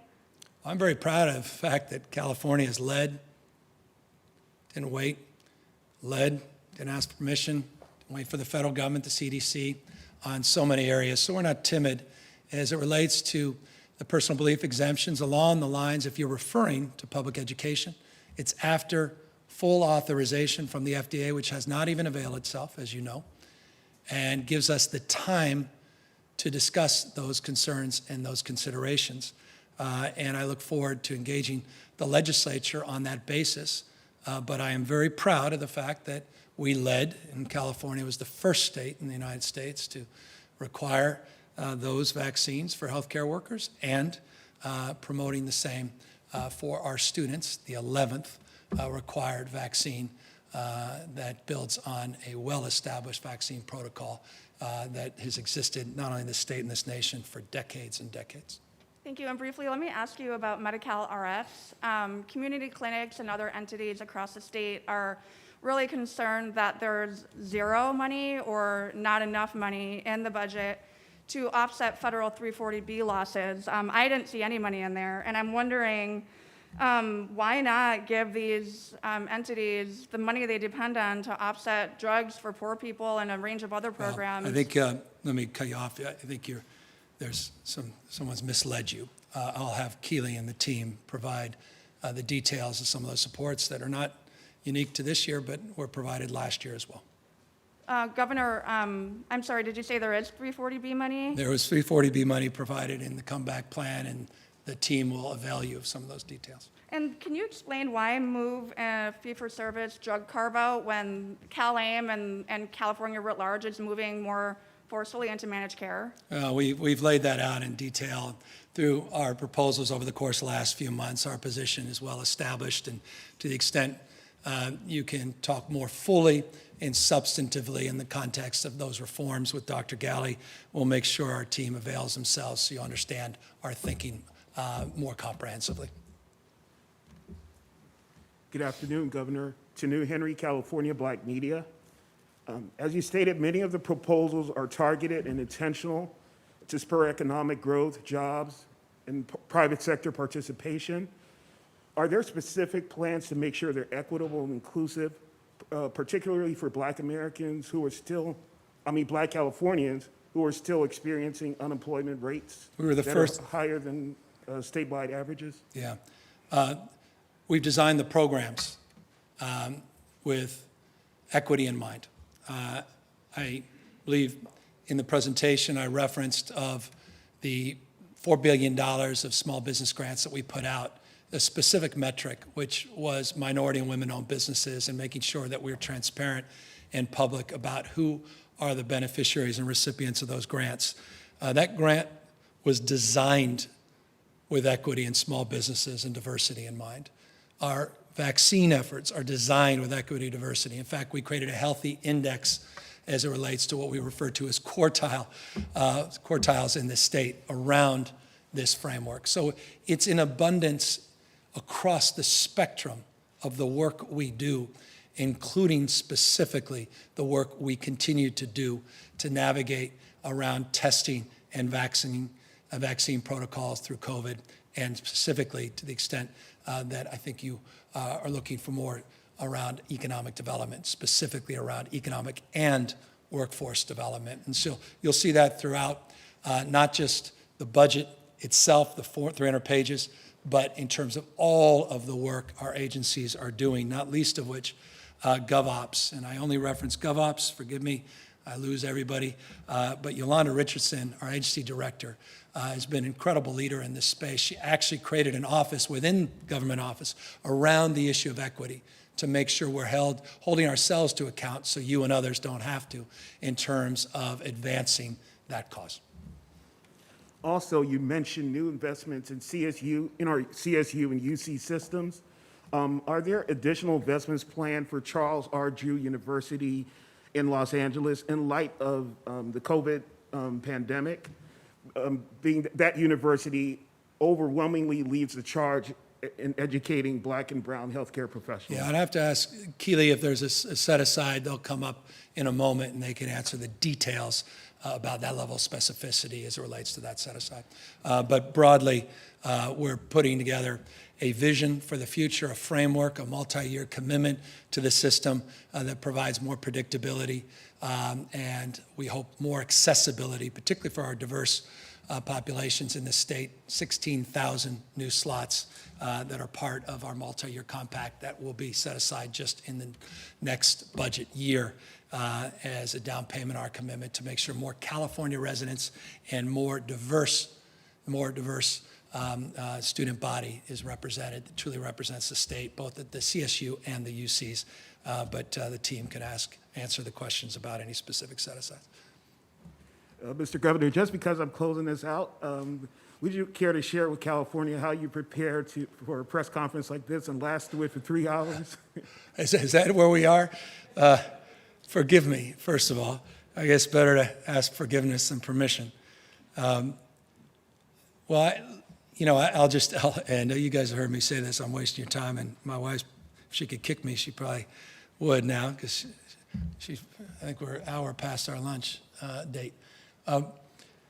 I don't think there's anything more important than a budget. It's a reflection of your values. I think often budgets are just sort of dialed in by executives, and I've always been bemused by that and bewildered by that, because at the end of the day, being executive, it's a very different function than being in the legislature. And so many of the things I promoted and promised when I put myself in front of the voters 3 years ago have been reflected in these budgets. And so it's a point of pride, but also a point of passion. It's the why. If you ask me the why do you do this? Why are you interested in politics or governing? It's reflected in these blueprints. It was reflected last year in the comeback plan. It's a deep point of pride to see someone that's a beneficiary of a stimulus check or a young child tax credit. It's a point of pride when California leads the nation and you see those policies reflected in proposals coming out of the White House.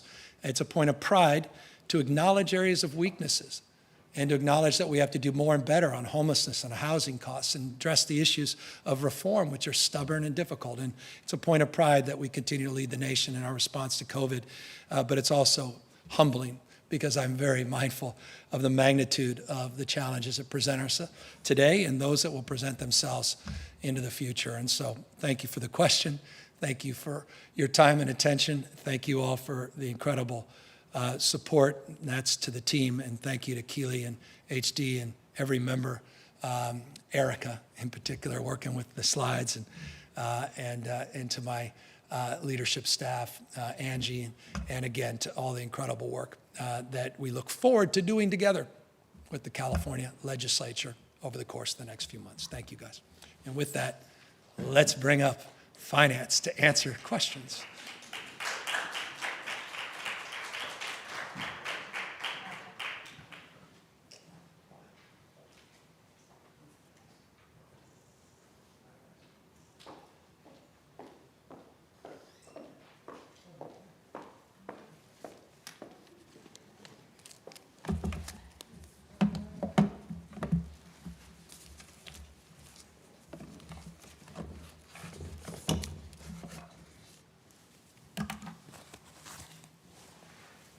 Good afternoon, Keely Bosler with the Department of Finance. First off, I just want to say thank you to every member of my staff, executive team, to the entire team at Finance. Their work is impeccable. They have incredible stamina, especially straight through the holiday season, and also like everyone out there, lots of challenges with the COVID pandemic, and they have risen to the occasion time and time again. So just really appreciative to them. I wanted to start out before opening it up to questions with just a really quick kind of overview on the surplus numbers, because I know those get a lot of attention and people want to understand kind of apples to apples comparisons. So last year in the May revision, you'll recall the governor announced a $75.7 billion surplus. That's the big surplus. So that includes monies that are required under the Proposition 98 guarantee. That also includes monies for Prop 2 debt repayment and reserve deposits. This year, equivalent to the 75.7, this year's surplus is 45.7 billion. So that reflects the economy continues to grow, but it also gives you some indication of how extraordinary the May revision was last year. On the non-Proposition 98 discretionary surplus, the LAO put out a number in November of 31 billion.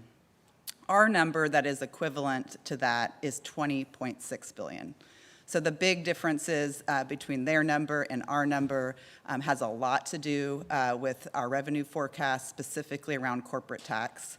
And we're working really closely with them, comparing notes, looking at all the same cash data that they're looking at. We just have differences in what we see as an anomaly related to the pandemic versus a more underlying trend. So that's the big difference there. I was going to go ahead and jump right into clarifying the gas tax issue. Governor did a great job. He had the right number. So this is the first time that we are proposing to suspend the inflationary adjustment. This was a new mechanism that was implemented as part of SB 1, the transportation tax increases under the Brown administration. And the first time we made this adjustment was actually in 2021. So this would have been, this would go into effect on July 1st, but we would otherwise pause that inflation adjustment. That means $523 million less in gas taxes. And we are, in our budget, have made a proposal that we're still working on to hold the local streets and roads budgets harmless so that we could backfill those for any lost revenues. It's really important to note that the Infrastructure Investment and Jobs Act is producing an additional $14 billion over the next 5 years in money for our transportation system. So that's going to be a huge amount of additional money that's going to be flowing into our state, and those formula monies are reflected in the budget documents that were presented today. I also want to clarify on 340B clinics. There is a 340B, the payments to clinics related to the drug pricing. There is funding built into the budget for that. It's over $100 million in the budget year. I think that's it on the clarifications. I also was just going to run through with a little bit more detail on the reproductive health budget. There are really 5 main proposals.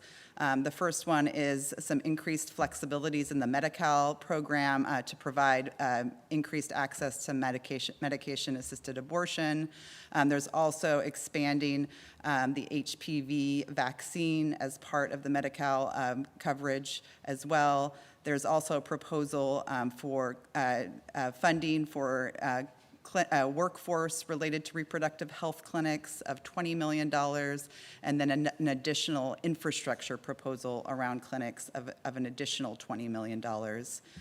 There's also $20 million, again, to buy out the $1 covered California subsidies that we have to implement as a requirement under the federal rules of running exchanges. And then finally, we also make a statement about wanting to work with the legislature to further reduce barriers to abortion in managed care plans for individuals who are in managed care plans. But I'm going to just pause there, and I'm happy to answer any questions, follow-up questions on the GAN limit or any of the other components of the budget. Hi, Keely. It's Adam Beam from the AP. Question about capital gains. How much are you expecting, and how does that compare to previous years? So it's to a point where we're almost to $25 billion for the 21-22 fiscal year, and that's approaching prior peak levels as a share of the state's economy in 2000 and 2007. And I want to elaborate a little bit more on one of the questions the governor got at the end, I think from Andrea. It's, what's going to happen between now and May. I will tell you, we lock our economic forecast down at the very end of November, early December. We did not have Omicron then. So that is the impacts of Omicron, which I think are really unknown still, but could go in a lot of different directions, are not reflected in our forecasts. In fact, we didn't assume any additional surges that had marked impacts on the state's economy. We also did not build in any of the other big thing that the governor mentioned was the Federal Reserve's announcement about interest rate increases likely next year. So that was also not something that we had the benefit in our forecast. The big thing that is always the big thing with capital gains is the stock market, in which direction it's going to go. If you had asked me that during the biggest and deepest recession that the U.S. has ever experienced, that we would see stock market prices continue to go up. I would have said that's crazy, but that's really what's ended up happening. I will say that the cash data that is not incorporated in our forecast from December looked stronger than we expected. There's a lot of things moving around because of the changes we made to the pass-through entity. This was a policy change to help address many Californians that ended up paying a lot more taxes when the SALT, the state and local tax limitation, went into place. There's a lot of shifting between personal income tax and corporate tax that's happening right now. So some of these things, may be, even though it's higher than what we expected, there may be timing issues related to just some of the big changes that have happened in our tax system in recent years. And I wanted to ask too, just what the administration feels about the future. I mean, we've gone through a pandemic, the Delta variant, now Omicron. The state revenue's just been pouring in. It showed any signs of stopping. So how do you feel about the future?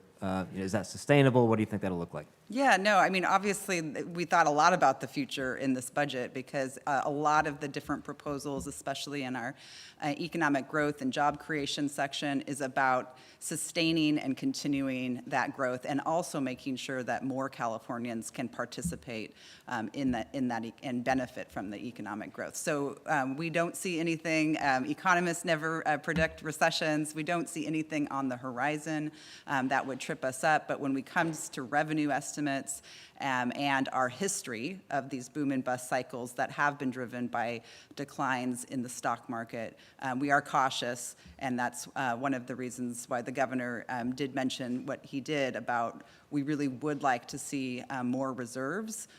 It is complicated right now because all of the additional reserve deposits we make into the rainy day fund do end up will end up driving the spending over the limit, the GAN limit. And that's just a good segue to just remind you on the GAN limit, we are currently estimating that we will be above the GAN limit for the current year. That's 21, 22, and 2021. So that's the prior year. That's the 2-year period. It's a 2-year test. And so our current estimates are that we are over the limit by $2.6 billion for that 2-year period. Our estimates show that we are not over the limit for the 22-23 based on today's estimates. All of those things, though, will be re-estimated for the May revision, and we will have more information. But for example, if revenues continue to surge in the current fiscal year, we could easily be much higher than the $2.6 billion at the May revision. Hi, Keely. It's Angela again with KHN. Thanks for taking our questions. Just wanted to get a little more specific on the 340B entities. You mentioned $100 million. What's the specific number for the 340B entities over 22, 23? And then separately, what does the administration say, if anything, is the total cost savings for the carve-out?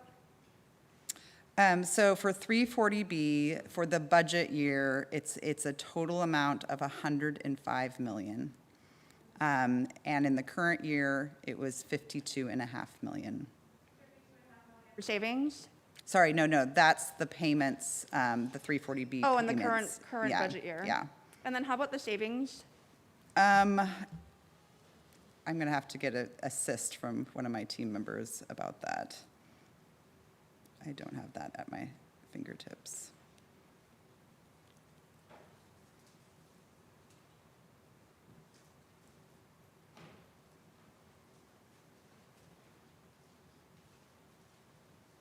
Sorry, yes. So pharmacy carve-out for the budget year, we are looking at 22-23, $414 million in total fund savings. For the upcoming fiscal year, correct? For the upcoming fiscal year. In So the 22, current 23. year, we are not reflecting any savings. Okay, so you said $414 million? $414 million, that's Thank correct. you. And then also on Charles Drew, last year's budget did contain $50 million for the Drew Hospital. There is not additional money in this budget that's being presented today, but that was a significant investment in 21-22. Okay, you don't have to answer this right now, but if the cost savings in future years adjust, that would be good information to have. So I don't know if you have any notes on that, but. I do. I have it growing actually significantly in the out years. So 414 is our estimate for the budget year of savings, and that grows to over 800 million total funds in budget year plus one. And Next then, year? Yeah, so that's 23, 24. So the year after. You said next, 800 million? 817 million, and then grows to 827 million the year What's after 827? 24, 25. So, we're always doing the budget year plus 3 additional years, and so that's our current estimate. Okay, Of course, thank you very much. as you go further out in all of the estimates, there is more uncertainty. So it goes 414, 817, 827. That's correct. Thank you, Keely. And just to reflect that, the insulin proposal that the governor mentioned, these are all all things that Department of Healthcare Services and others are in flight working on. So these estimates would reflect what we currently know about, and not new proposals like the insulin proposal. Keely Heights, Laura Mahoney, Bloomberg. The budget estimates show that you're expecting a $10 billion increase in corporate tax revenue in the current year, and then it would go down by another $10 billion in the budget in the next year. What is going on there? Can you isolate why you're seeing this bubble in 21, 22, and why it would be going down again so much? So, the following that year? is exactly what I was discussing about the big difference between us and the LAO. I think that there is, the corporate tax is growing, significantly faster than it has in history. We think some of that has to do with timing and anomalies related to the pandemic, and that we think it will level out more in subsequent years. And so that's really the main explanation for that. But it's larger than normal differences, I will say. By timing and anomalies, can you be more specific about what? I would love to have my revenue estimators get back to you, Laura, because I don't have a lot more specifics than that at this point, so. Okay, thanks, Keely. Hi, Keely. Laurel Rosenhall, Los Angeles Times. Just on the GAN limit, I know that last year at this time, the governor announced that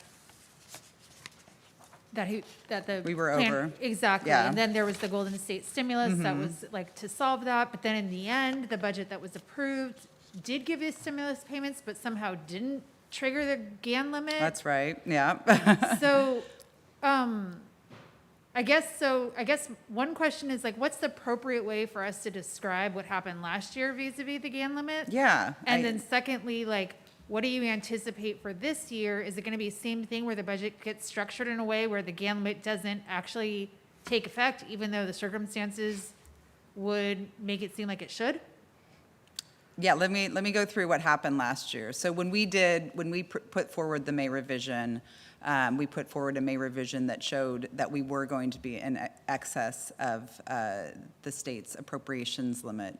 That spring, the LAO had put out a document giving different options that they thought were reasonable for adjusting the GAN limit for things like realignment that had happened since the constitutional amendment was made.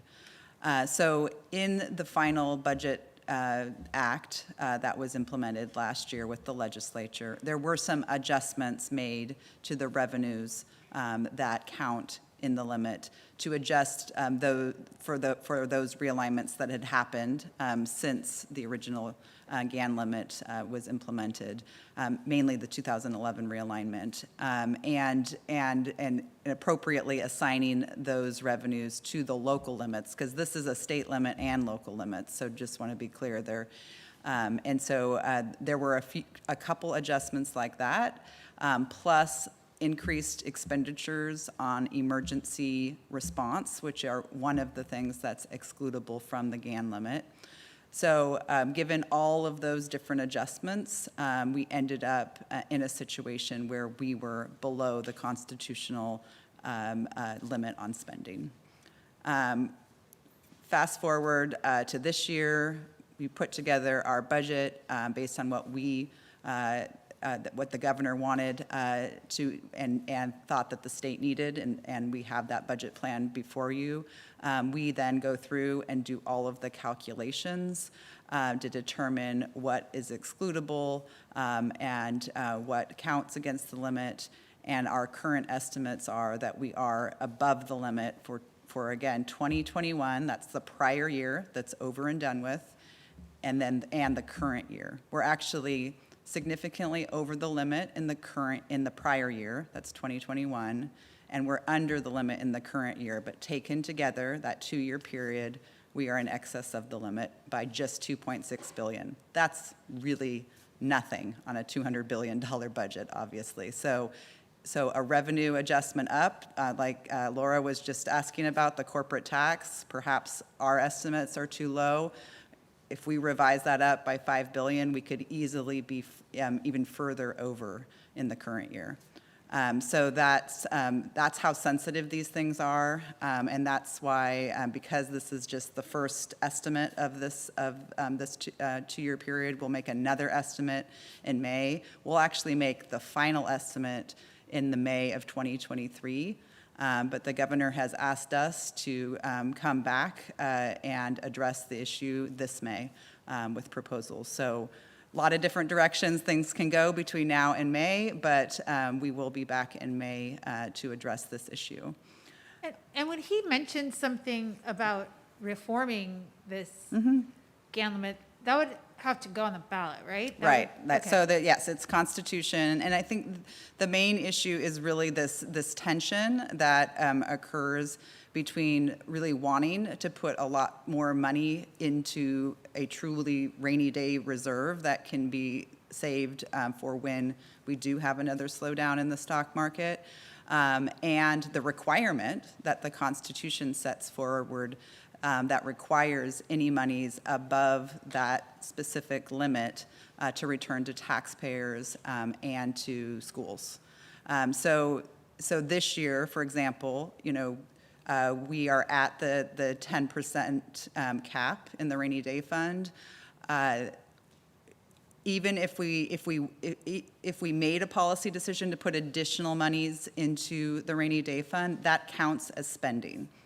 I know it sounds very strange, but it counts as spending to put that money into the reserve. So that would continue. That would also, and that compared to, for example, $5 billion in infrastructure spending, doesn't count towards the limit because that's one of the categories of expenditures that's excluded. So that just kind of gives you an example of how two different expenditures can have interplay with the limit. So bottom line is, even if the circumstances make it look like the GAN limit's triggered, you guys have a lot of options to basically move the money around in different ways so that you don't have well, to the Constitution does allow for some excludable expenditures. One of them is specific emergency expenditures coming out of an account, and then the other big category is infrastructure. Okay, thank you. Hi, Keely. Nicole Nixon with Cap Radio. Quick question about school lunches. It looked like there was about $54 billion for last year and close to 10 or maybe more than 10 times that for universal school lunches in this budget. Is that for multiple years then, or are there other? Yeah, no, last year we had 54 million, and this year we have 596 million.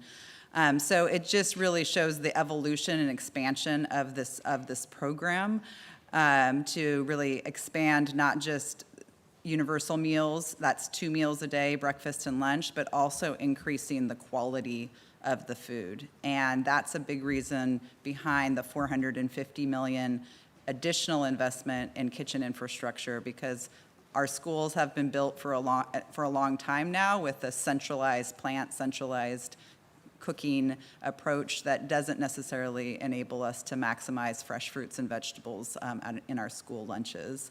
And we're also continuing to make investments in farm to school that does a better job connecting agriculture in California directly to school lunch programs. It's to offer other educational opportunities as well. So this is just, again, one school year at a time? Right. far So as the actual 54 was really just the beginning to get started in that direction. Because of some federal temporary expansions, a lot of schools were able to take advantage of community eligibility is what they call it. We also are going to require that school districts around the state that qualify for community eligibility have put in their application to pull down those additional federal monies so that we're not leaving federal money on the table as well. This is a big change for the state of California. Forever, as long as I've been working on school funding, the federal government has really been the main funder of school nutrition programs. So this is pretty unprecedented levels of investment to increase the quality and expand access. And Keely, I think that concludes our question and answers for today's budget. Great, thank you.